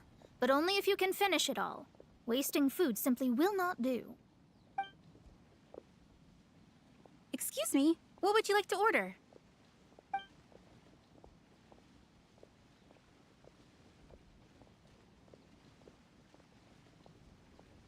These are made using large, succulent shrimp wrapped in crispy fried potatoes.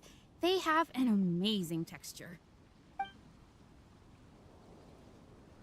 It's exactly what it says on the label. Abalone made from vegetarian ingredients. It's just as good as the real thing. Though tofu could not be a more ordinary ingredient, it and crab roe are truly a match made in heaven. It's one of our specialties. This is a favorite among our regulars.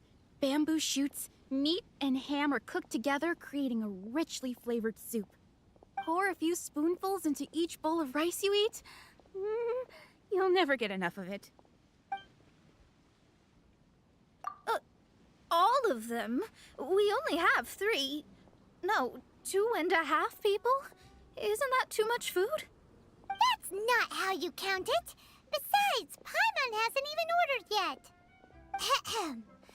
Squirrelfish, Juyu chili chicken, and jewelry soup, please. Sure. And is there anything else you'd like to order, ma'am? I'd just like to ask, how much do the current dishes cost in total? Around 20,000 mora. Then, I'll just have some vegetarian noodles, please. All right. A bowl of vegetarian noodles, was it? Please wait a moment. We'll serve you shortly.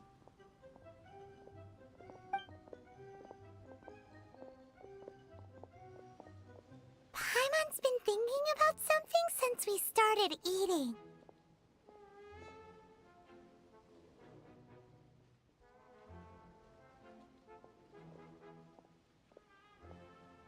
Is it? Because she actually doesn't have money? I heard that. I said I was treating. How could I be rattled by something as mundane as Mora? An astrologist's mind is set on studying the stars. Being so easily disturbed by such banal matters would hamper my judgment. Especially the act of overly gratifying oneself using Mora. It is both vulgar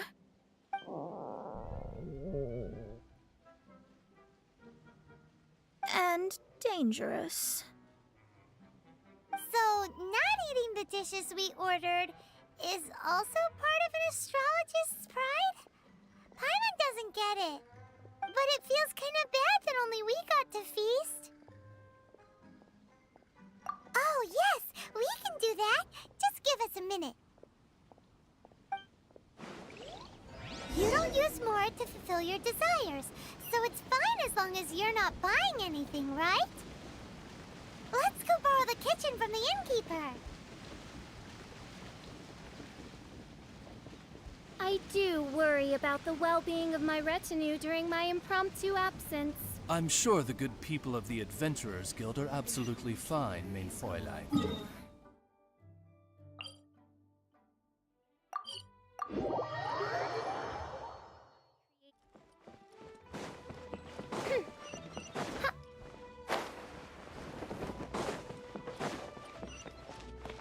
Hello, how may I help you?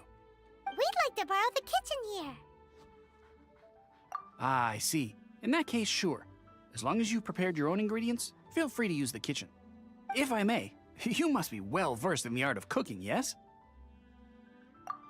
Talented indeed. Actually, I have a small suggestion to make. From your clothes, you're most likely not from around these parts. But since you've come to Liyue, would you like to try making Liyue-style cuisine? I have a recipe for golden crab with me. It's a Yue cuisine classic. It's crab meat that's been rolled in flour, deep fried, and then pan fried together with ginger and garlic. When you finally plate it up, the crab seems to be lying on gold. Golden crab.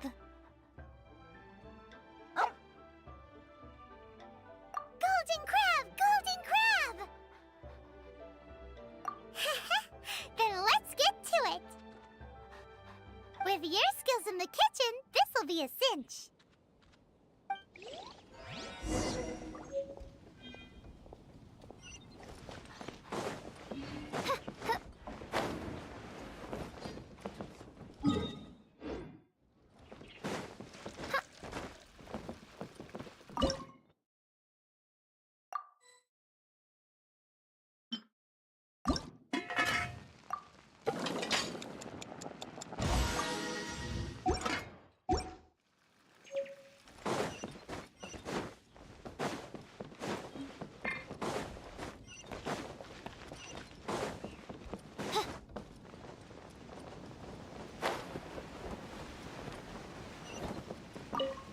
There's no need to spend all that effort on me.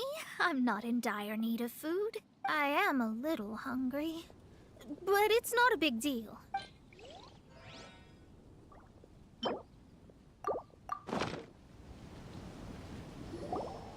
This aroma is...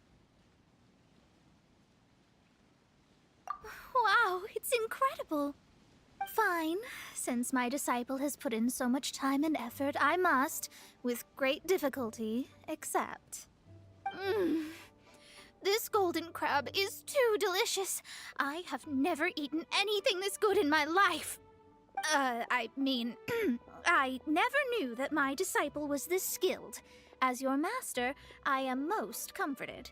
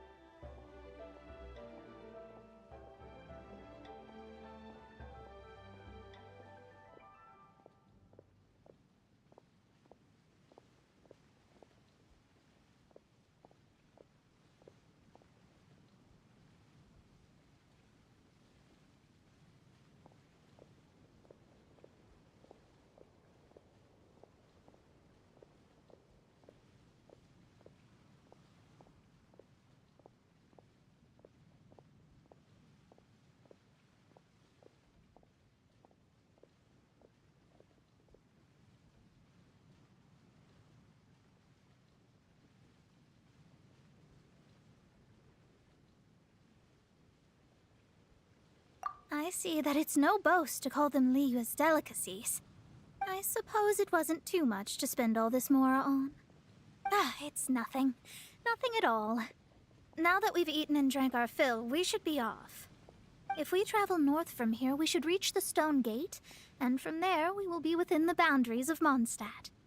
What deep mysteries shall we acquire knowledge of? I'm looking forward to it.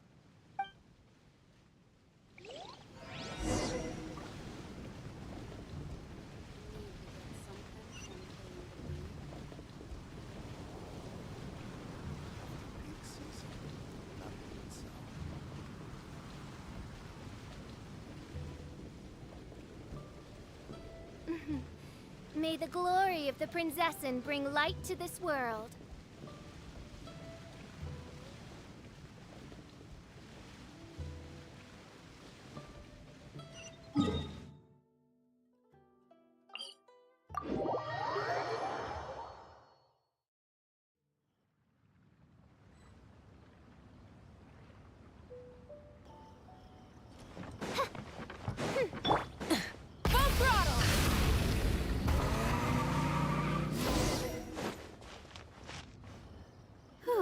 That was tiring, but we're finally in Mondstadt.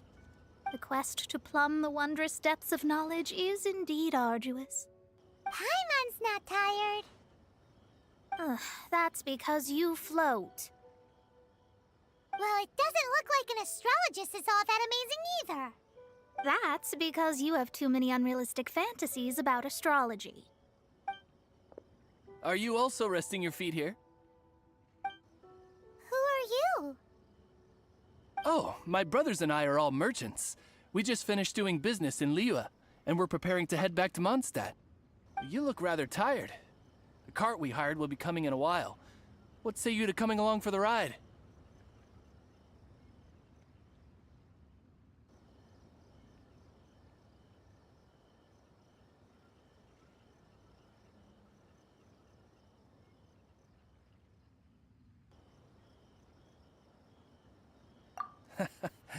Let's go then. We can make conversation along the way. The more, the merrier. There's no need. Now shoo, get out of our way. Huh? Miss, is there something wrong? Cease your pretensions, bandit. Picking up people on the road who appear vulnerable, robbing them blind once they've gotten on the cart, and then taking them to some Archon-forsaken place. Is that your deal? What are you saying? We came over here to make conversation, and this is how we're rewarded? With insults? If you don't want to get on, don't. Crazy girl. Well then, shall I tell you now which objects you have on you that are stolen? If you have any quibbles, we can bring people to corroborate what I've said, and all will come to light. If I lose, I'll pay you 20,000 mora. But if I win, then you'll be eating prison rations in Liyue Harbor tonight. How about it? If you're real legitimate businessmen, there's nothing to fear, is there? You've pushed it too far, brat. I don't know how you found out, but as long as we get rid of you, no one will have to know.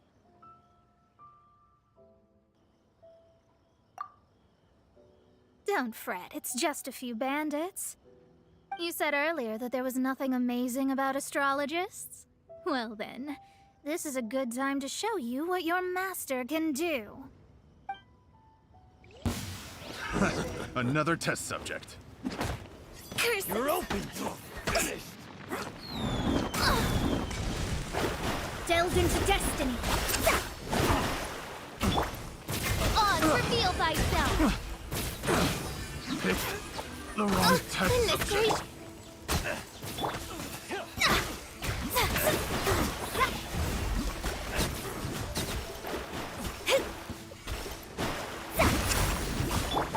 Midnight Phantasmagoria. I summon thee. You're open.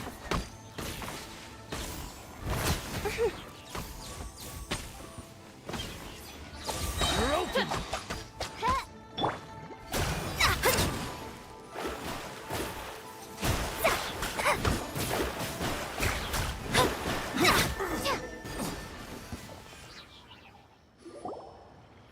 What did you think?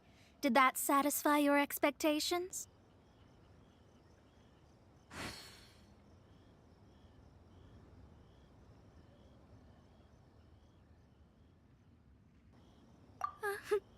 Such things are elementary for an astrologist. Lies are worthless before astrology. Destiny and truth are written in the stars. Though it may take more time to garner the specifics, I can read the gist of a situation at a glance. But you did hit some bumps in the road.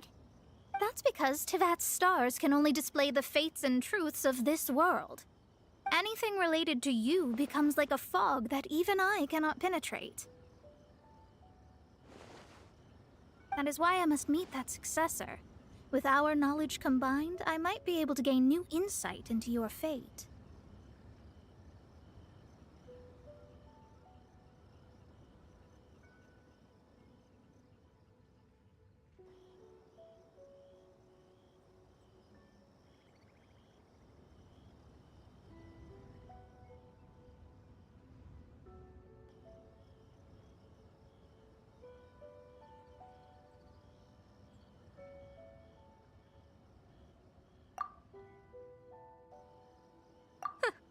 Whatever the case, you've got everything to gain from this trip. All right, I'm rested. Let's get this journey to Mondstadt over with. If only we had a cart. I thought you weren't tired.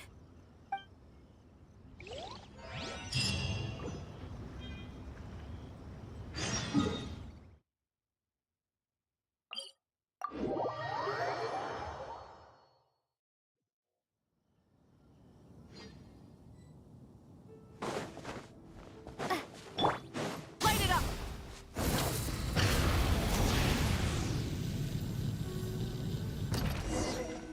Are you ready?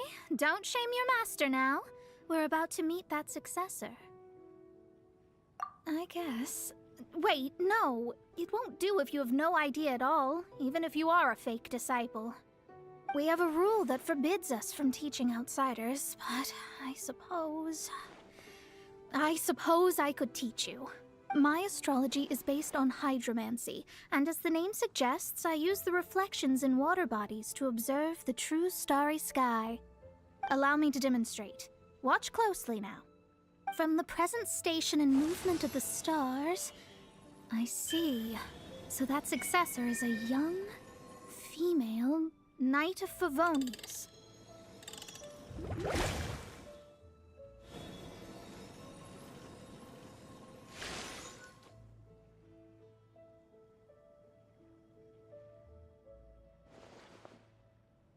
Doesn't that sound like Lisa?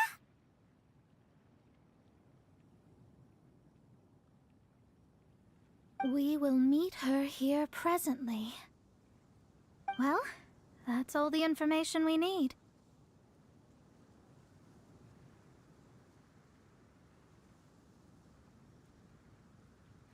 It seems that even basic astrology can't be grasped in one go. Never mind, I'll explain in detail later. She's here. Wow, it's you, Miss Honorary Knight. And Paimon, too, you're back! That's her. The successor to great knowledge. Successor? That's right.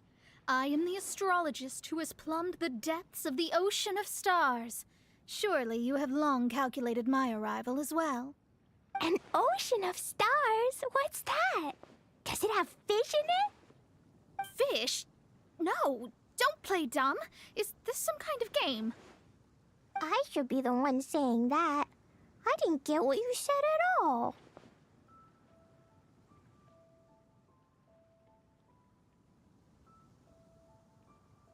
But my predictions can't be mistaken. Well, let's make sure. Your mother's name is Alice, isn't it? That's right. Oh, so you're Mommy's friend. But she's gone very far away.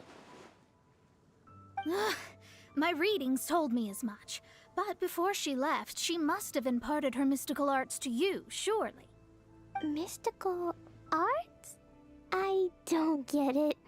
Mommy only taught me to make Jumpy Dumpties. So Glee's mother is the friend and rival of Mona's teacher? Yes. As well-versed in astrology as she was, my master knew only astrology. Alice, on the other hand, was skilled in a great many other mystical fields. Well, Glee's so young, so even if she'd heard this deep knowledge, she might not have understood. Yes. It seems she has inherited the blood, but not the knowledge.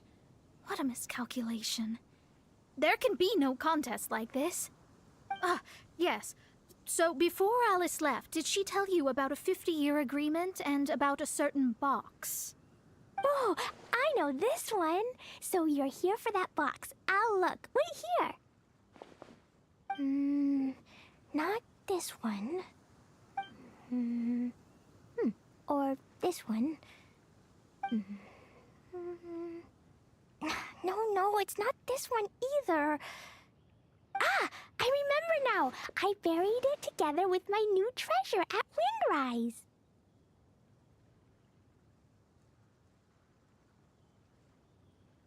Wait for me. I'll be right back. Glee, don't just run off. Don't you need the things in your pack? I'll help her pack these things back in. You go after her. Looking at how rash she is, I worry for the box.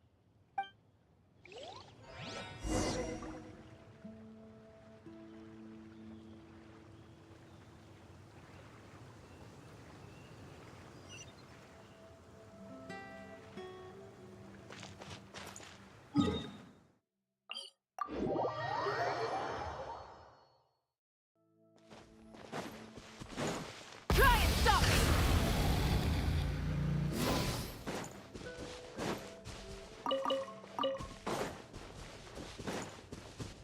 We're here! This is it! Let's dig it up!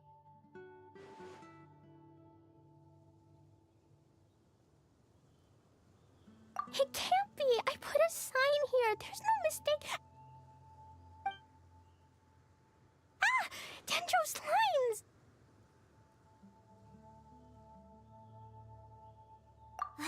We can talk later. Let's take them out first.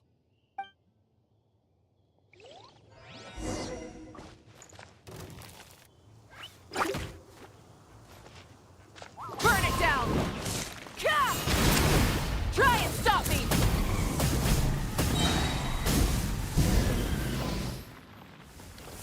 Found it! It's this box. Glad it wasn't damaged in the explosions. Retrieval complete! Let's bring it back.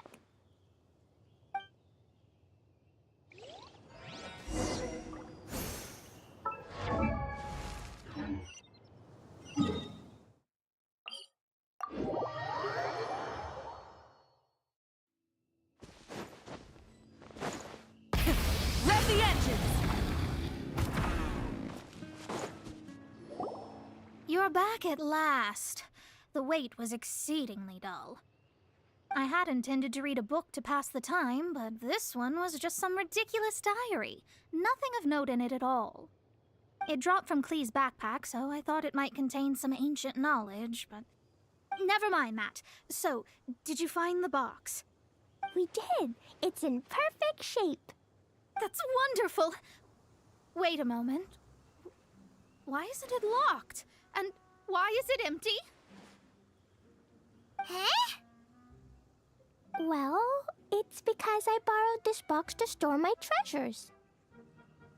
Borrowed? But since you're here for the box, I took all my treasures out. That's why it's empty. You used it to store your things? Then where are the original contents of the box? That's what I want. Oh, you want the thing that used to be in the box? You should have said so. You haven't broken it, have you? No, it's not broken at all. It's the book in your hand. What? This. So this book, this diary, is that Hag's... It's her diary from 50 years ago? The thing she wanted back after 50 years was the dark history of her youth? I'm finished. No wonder that old woman said I should not look at it no matter what, or she'd rip me to shreds. Am I in trouble? It was you who said you wanted the box. You didn't say anything about the thing inside. I don't know anything. I'm leaving. Bye.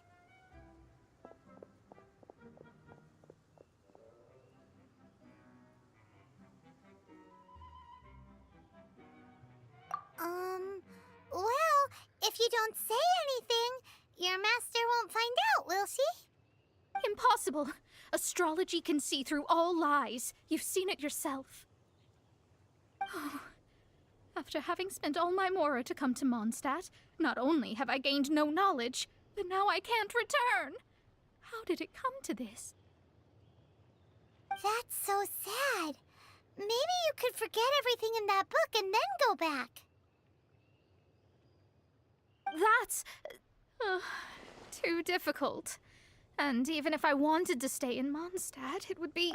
Yes. I mean, no. You really have no way with words.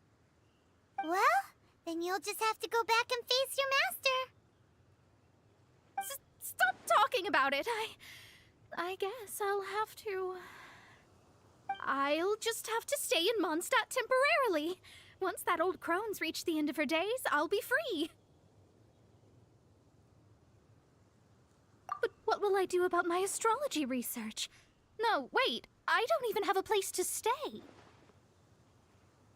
About that, we can go ask Catherine at the Adventurers Guild. Let's see if she can help. The Adventurers Guild? Ah, right. You can do commissions for them in exchange for... Well, you know what I mean, don't you? Oh, thanks. Never mind, it's nothing.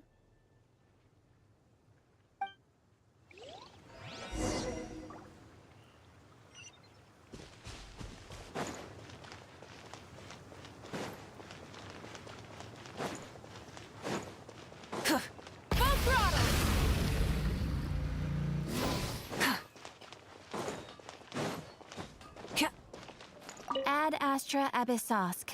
Welcome to the Adventurers Guild.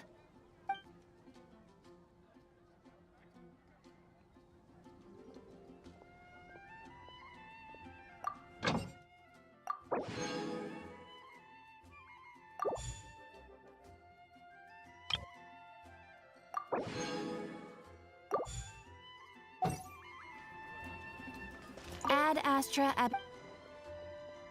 I see. There is a magic laboratory in Mondstadt that has been sealed by some unknown person.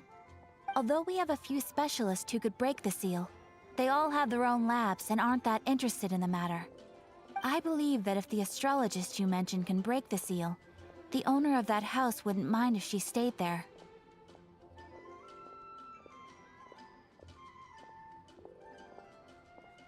All right. Then, allow me to tell you where the house is.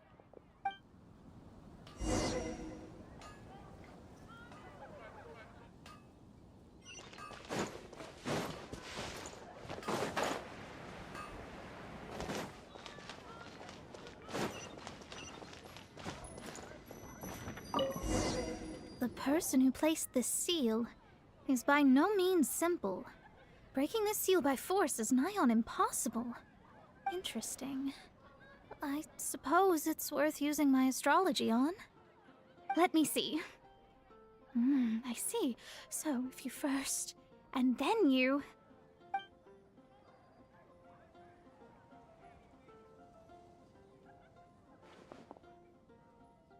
All right, it's open. Holy moly, that's amazing! Now we just need to go back to Catherine and you'll be able to stay here! No need, no need. You have my utmost thanks. You are? Oh, I'm Goth, the owner of this house. I passed by the Adventurers Guild a while back and Catherine told me about the matter. I never thought this troublesome seal would be dispelled so quickly. Does that mean I can stay here? Of course, of course. The facilities inside were just being left there anyway. I would be glad to have someone make use of them. To express my thanks, I shall rent this building to you at the lowest possible price. Rent? I didn't hear anything about rent, and I helped out too. Well, yes, of course, I understand. I am most thankful to you for that. So rest assured that I will give you the best rates. I mean... Paimon thinks Mona's misunderstood something, but...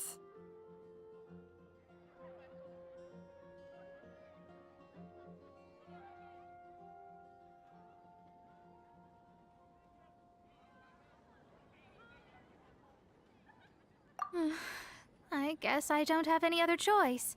I'll rent this place. Great! Then we are agreed. I will go prepare the documentation. Please wait here. Thanks for your help. Also, well, I'm very sorry, but I won't be able to do what I agreed to help you with just yet. Without the necessary tools and without new knowledge, it will take me some time to see your destiny clearly. But I promise that I'll do a reading for you first thing once I'm ready.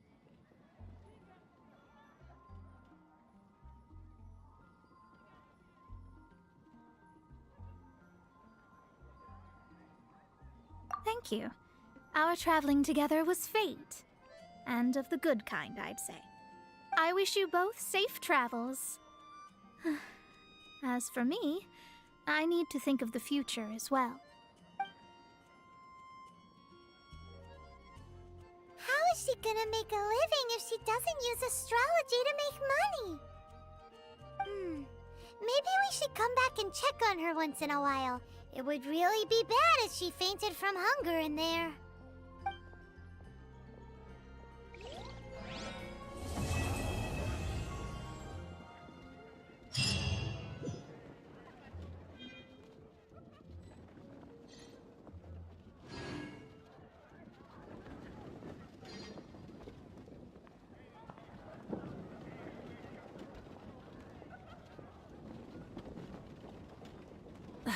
Instead of confining themselves to the heavens, Gods should broaden their horizons in the world below.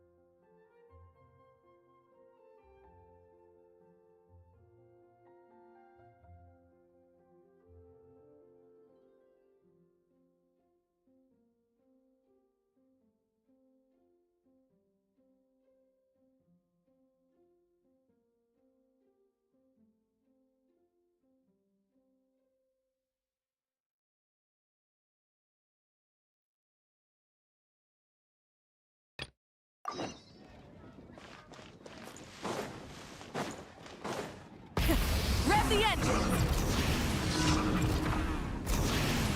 Oh, it's you! Over here, over here.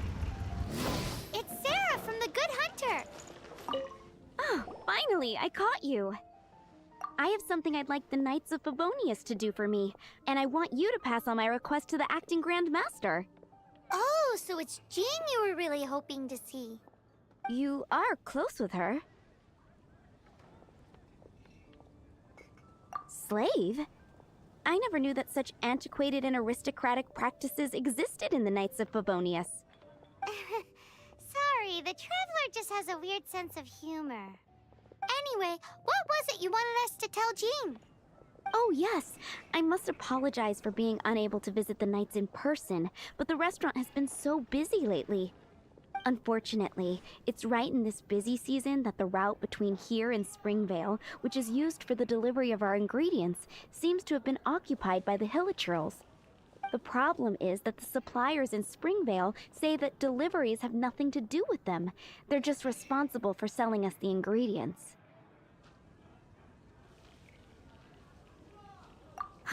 That would be great. Please, ask Master Jean to send a party to clear out the Hilichurls from the road to Springvale.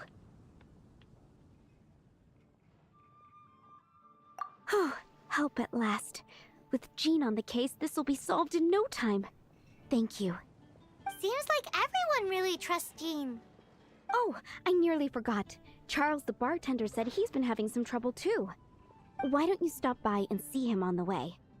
Fine. In for a penny, in for a pound is the Paimon way. But this is really stretching the definition of on the way, in my opinion.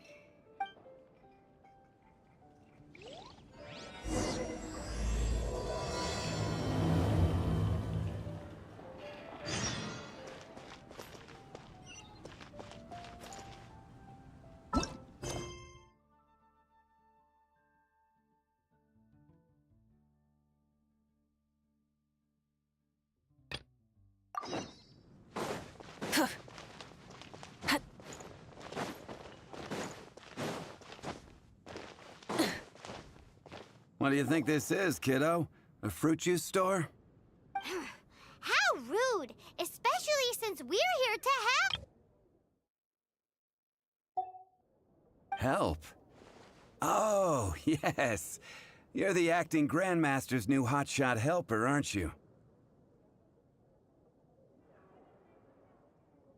That's one way of putting it, but... Great. Tell Jean I need my quarterly tax return forms then.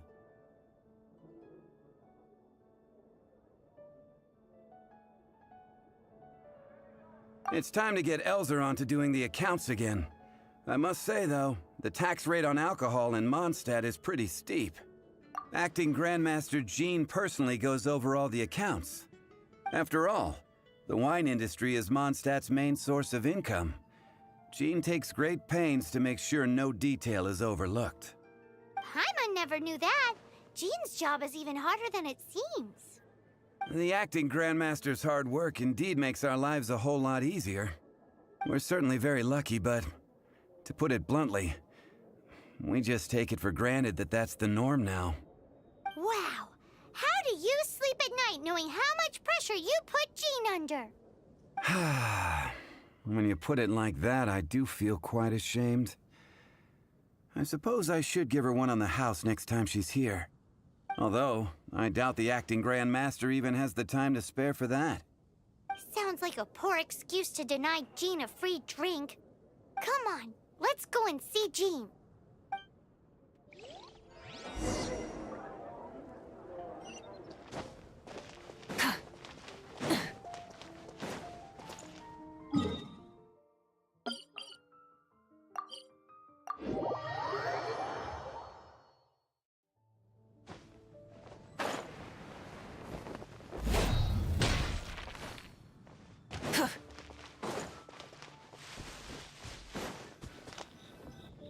Hey, you two!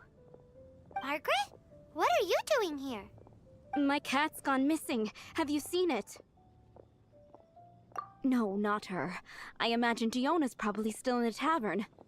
I mean, little Princey. Prince was just home, now he's gone. Did you seriously think Diona was a house cat? This is a bit worrying. What if Prince can't find his way home? Nah, you're always such a big softie. But aren't we in the middle of something? Sarah and Charles need our help urgently, too. Let's go and see Jean first. You're on the way to see Jean? What a coincidence. Paimon thought you were looking for a cat. Yes, I wanted to see if Jean could help look for my cat. Seriously? You want Jean to help look for your cat? What's wrong with that? Jean's a really nice person. Please mention it to Jean from me. I'll treat you to a brew at Cat's Tail later. Hey! Hey! Ugh, unbelievable! Guess the case of Prince the Missing Cat is now added to the agenda for our meeting with Jean.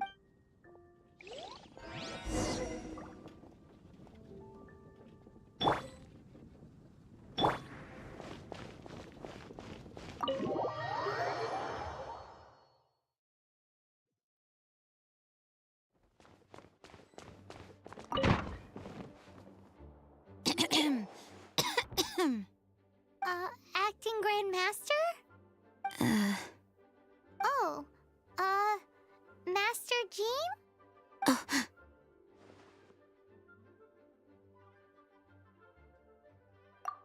Oh, it's our honorary night.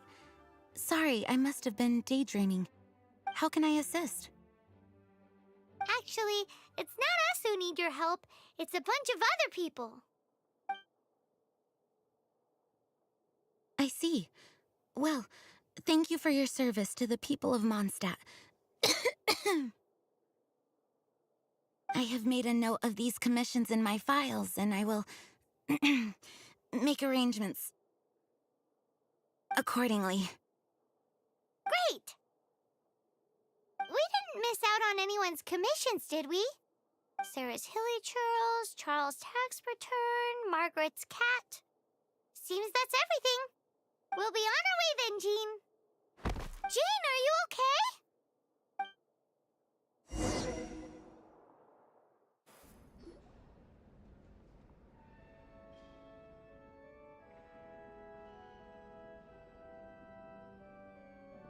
How's Jean holding up? Is it serious? It's just burnout from work stress. She'll be fine after a good old rest. Thanks for bringing her here. She may have tried to keep soldiering on otherwise. It's not a surprise, though. She does have a lot to get through every day. Poor Jean. She's always been one to push herself too hard while overlooking her own needs. This isn't the first time something like this has happened. Anyway, you're an honorary knight, aren't you?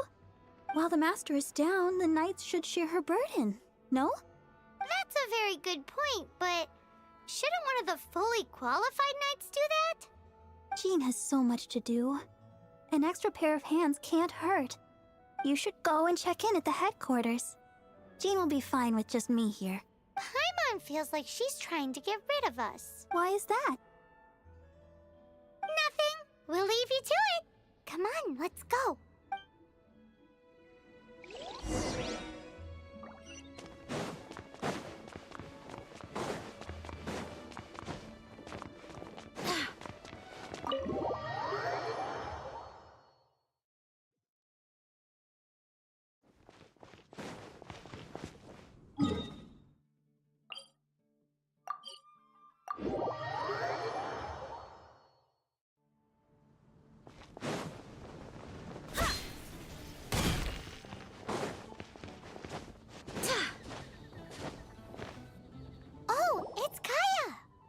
I've been waiting for you.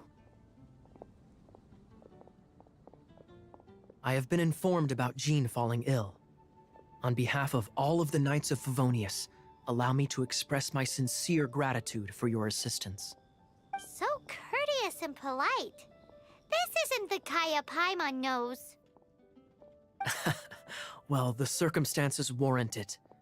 This is the acting Grand Master herself we're talking about. Now, in addition to that thank you message, there was one other thing. I must say I like your style. But before we can discuss a reward, there are some things I hope you can assist the Knights with. Things like helping to fill in for Jean? Right. Although the commissions you reported to Jean have already been handed off to someone else, I am concerned that they will not be handled with due care without Jean's personal touch. So I am hoping that you can help out where you see fit. I will feel much more at ease knowing that the honorary knight is personally overseeing these cases. You can flatter us all you want, but answer me this. Why don't you do it? Oh, I have far more important matters to attend to. There are so many things to prepare. Fine then. So it's Sarah, Charles, and Margaret's stuff you want us to help with, right? Those are the ones. I appreciate the help. See you.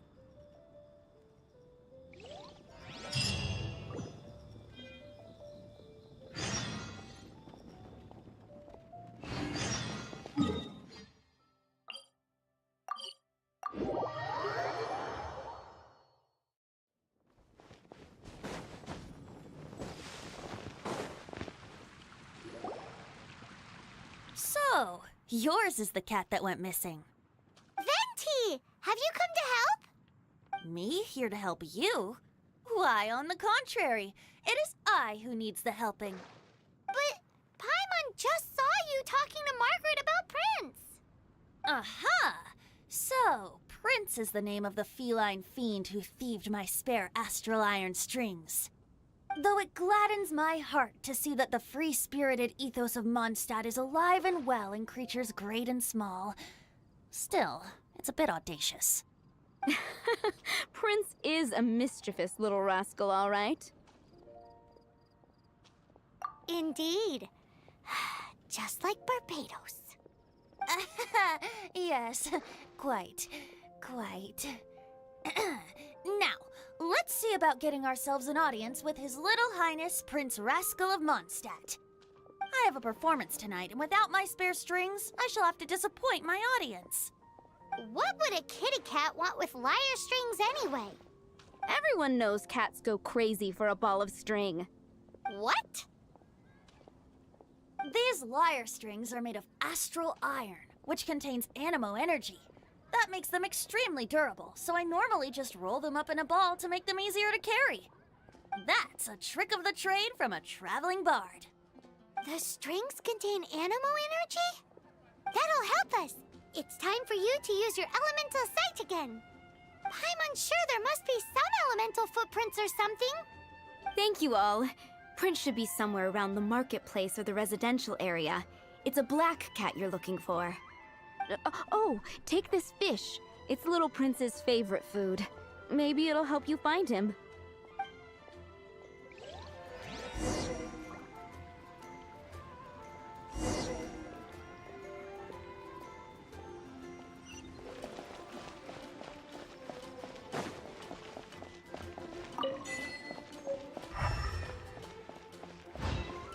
Prince should be somewhere around the marketplace.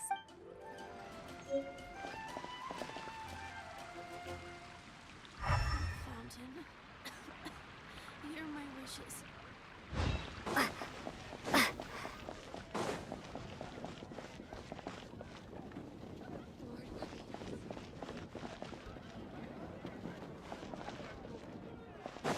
Hey, look! That black cat looks really familiar. Haven't we seen it in the cat's tail before? Oh, yep, that's Prince, all right.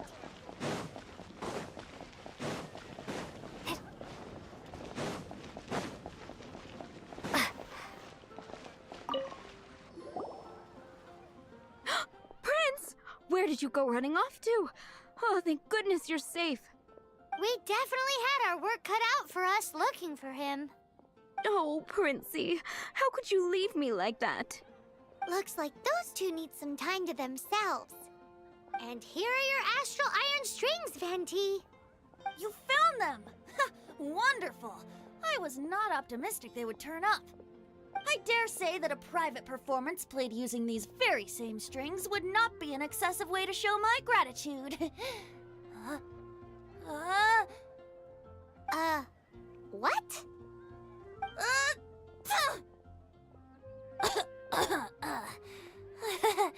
Apologies. At this distance, my cat allergy seems to be rearing its head. Oh, now Paimon gets why you didn't go looking for your strings by yourself? Anyway, thanks for the help. I'll be going now.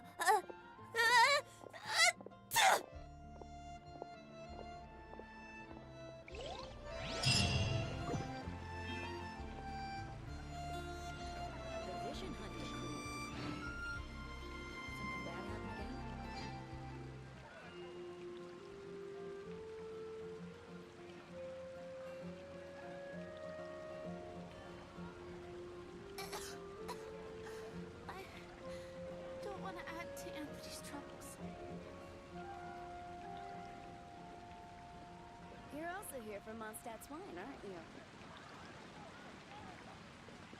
The Vision Hunter crew. Radish veggie soup.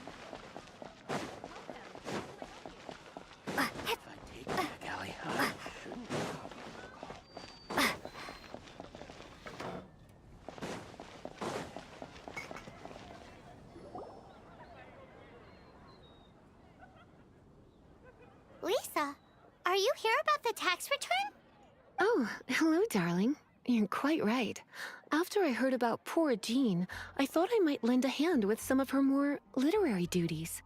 Cool. Well, if we're no longer needed here, we'll be on our way. Wait a moment. Actually, Charles here was wondering... Please, allow me, ma'am. I just took a rather important order. But unfortunately, we've run completely dry, and the delivery from the winery is behind schedule. If it's not too much trouble, could you go and do something about this logistical nuisance? What's so urgent about this order? It came in at the last minute. Literally just a few seconds ago. Exactly. Hence the urgency.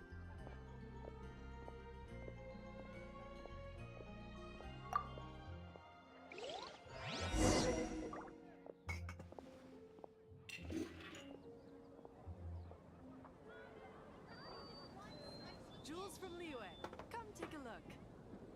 When I was adventuring in the Ashen Sea.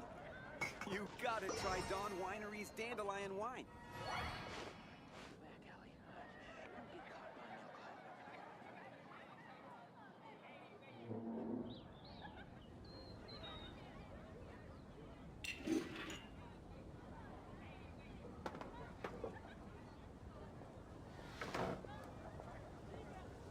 When I was was adventuring in the Ashen Sea.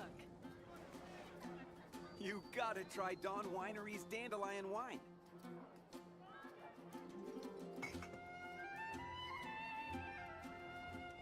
If I take it back, Allie, I shouldn't get caught. May the animal Argo protect you.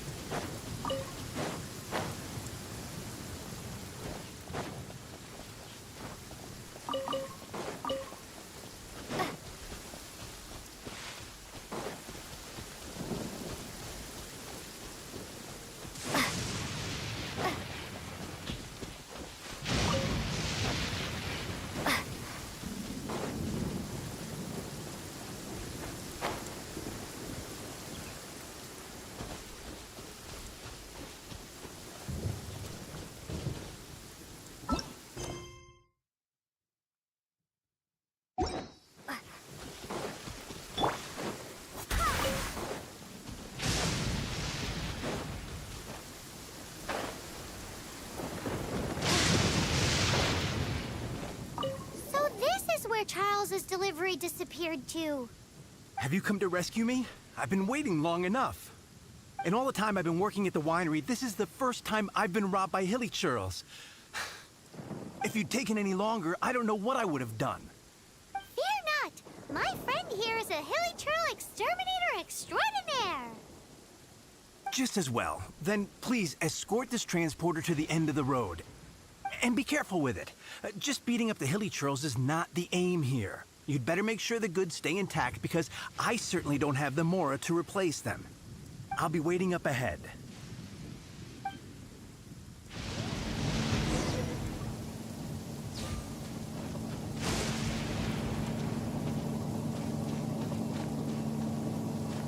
Yeah!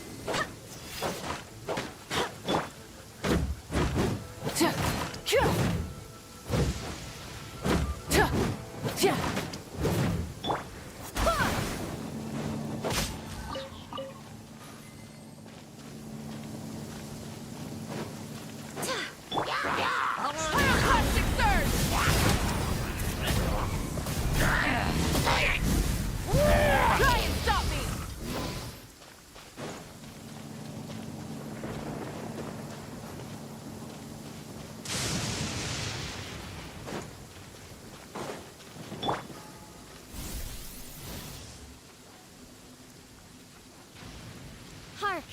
'Tis thundering retribution. An omen of dark times ahead. That, and Main Fräulein's laundry is still on the line. What? Seriously?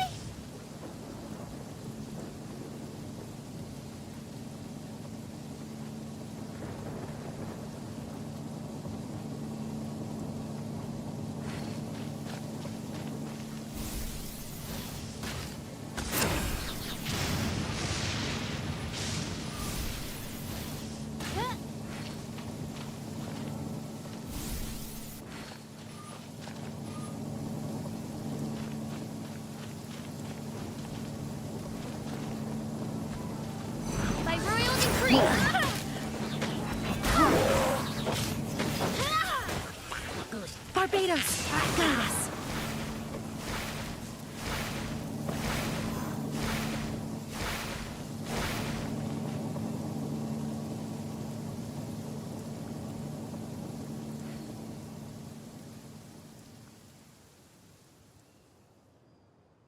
This weather is perfect. We should move out.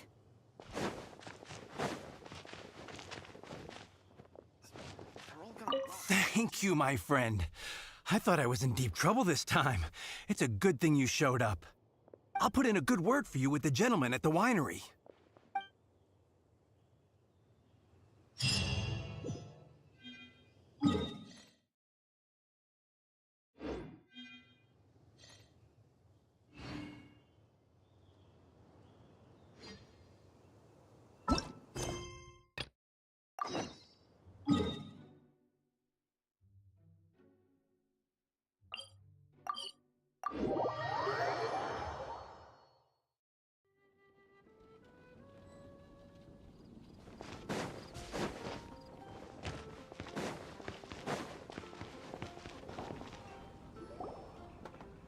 Got it. I'll set off right away. Amber, are you here to help out with Jean's commission? Oh, hi. Yeah, I was just getting ready. Who better than an outrider to mop up some hilly churls on the delivery route? Oh. Sarah, what are you still stressing about? I'm an outrider, and I won't disappoint. You misunderstand me. I don't doubt your abilities. I'm just overwhelmed at the number of orders piling up in front of me. Another bizarre order came in just now. It's like they're hosting a banquet or something. Really? You don't mind helping? That would be wonderful. You really are the good hunter's guardian angel. Yeah, well, those hilly churls are going to be a handful, too. Well, why don't you take this order? Start by getting the ingredients. Are you sure she can be trusted? It might end up tasting a bit funky. We're well past the point of aiming for perfection. This is now a fight to save the good hunter's business. A fight? For this dish we need 3 sweet flowers and 3 fowls. Okay, go and get ready. You too, Amber. I'll be waiting here. Oh, yes, okay. Right!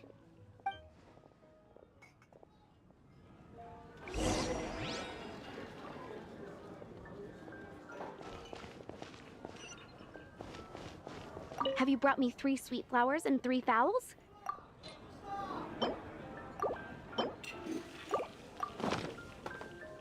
Yep, that's everything. Now, order number 7 is for 1 sweet madame. And so begins the story of us becoming basic kitchen hands. You did say you'd help Good Hunter out. Be sure to serve it while it's hot.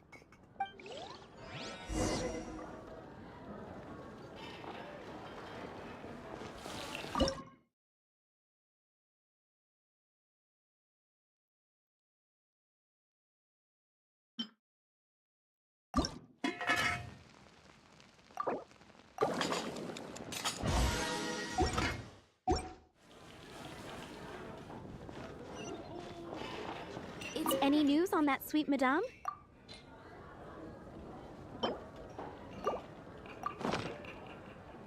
One sweet madame received. This smells absolutely divine. This is nothing less than what I would expect from a head chef, never mind a sous chef.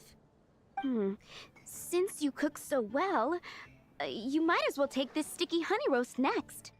Sticky honey roast? I'm sure she's heard Amber and Kaya mention this one before. That's right, a mainstay of the Good Hunter menu. It's my pride and joy. The knights order it almost every time they come here for a gathering. Let me teach you the recipe for a sticky honey roast.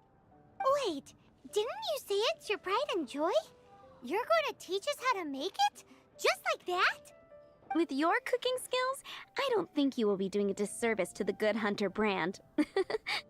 As soon as that sticky honey roast is ready, please bring it here.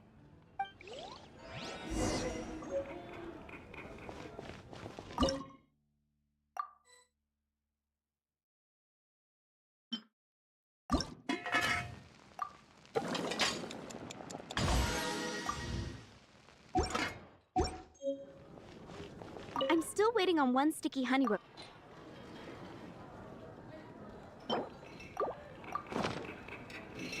This is... wow! Did you really cook this? This is quite simply astonishing! You were born to be a head chef. Are we released from kitchen duty now? Yes, thanks ever so much for your help. Amber should be able to take care of everything else. If you ever get tired of being an adventurer, there'll be a job waiting for you at Good Hunter if you want it. Think we're finally finished with the commissions we were doing for Jean. A day in the life of Jean. Wonder how she's feeling now. Let's head to the cathedral and pay her a visit.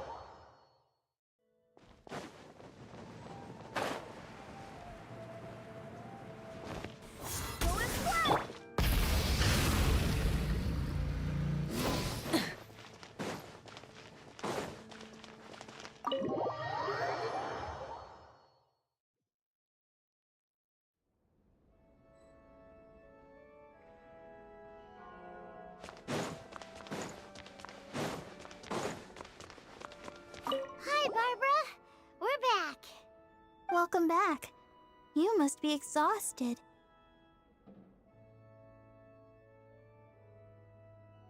Jean has regained consciousness and should be back to her normal self soon enough. That's great news. Let's go and see her. But she just left the cathedral. I tried to tell her she needs more rest, but she wouldn't listen. She tried to act like she was fine and kept saying she wanted to get some fresh air. I bet you she's gone to Lady Vanessa's place again. Where? Oh, that huge tree at Windrise? That place is dedicated to Mondstadt's hero, Vanessa. Jean goes there whenever she feels lost and confused deep down inside. Barbara, that's some pretty personal stuff. How do you know so much about Jean's innermost thoughts? Jean, mentioned it to me, you know, before she left. That's what I'm worried about too. But I still have work to do here. Don't worry, we'll take over nursing duty for now. Great! That puts my mind at rest. May the Animo Archon protect you. And Jean.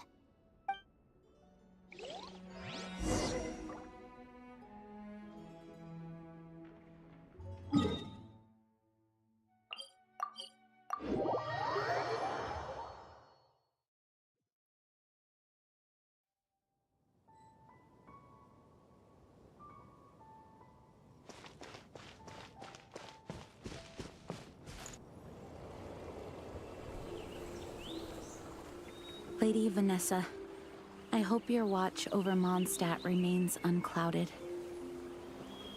I do not know if I, or the rest of the world, as you had hoped for, have become stronger. Huh?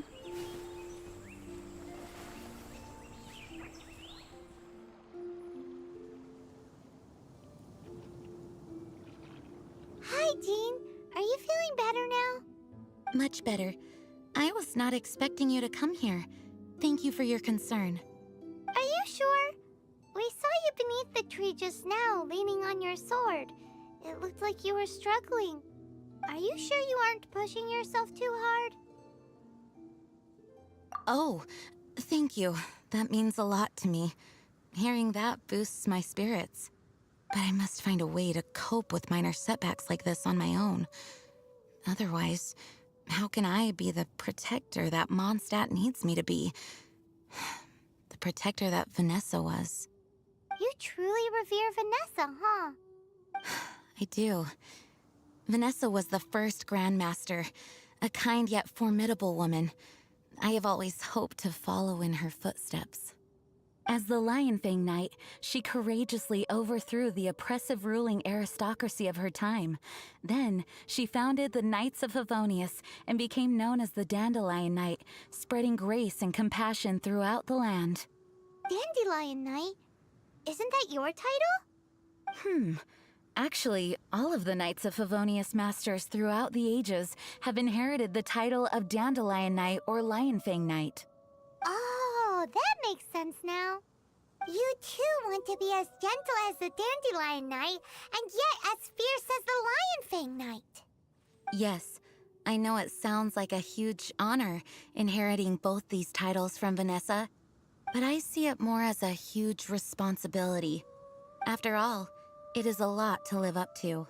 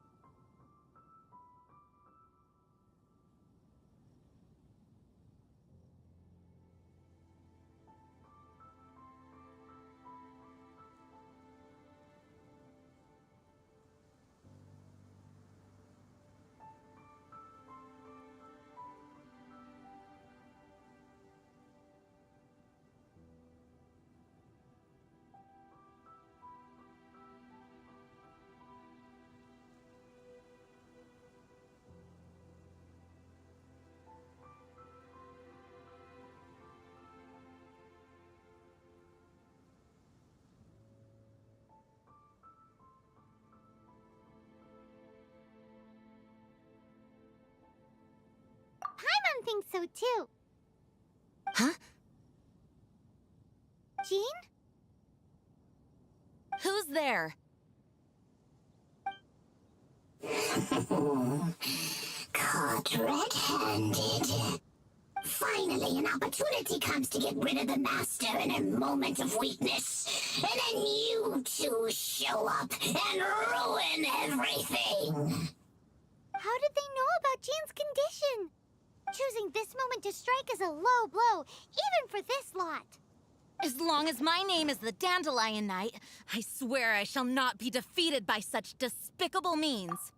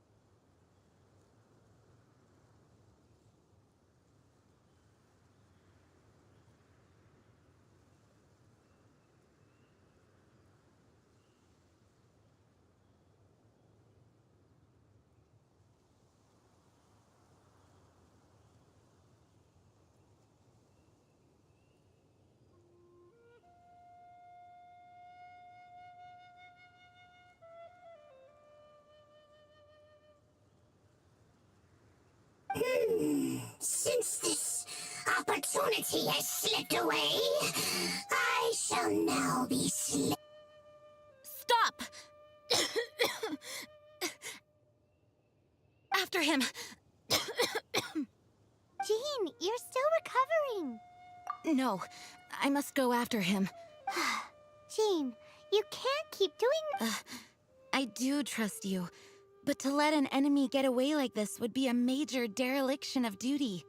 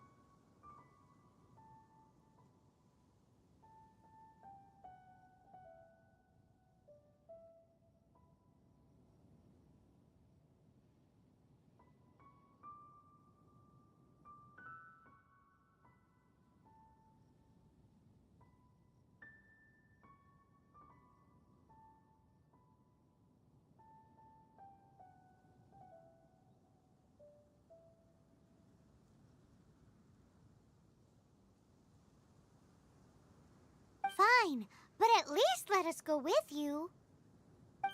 Thank you for your understanding. I will graciously accept your help.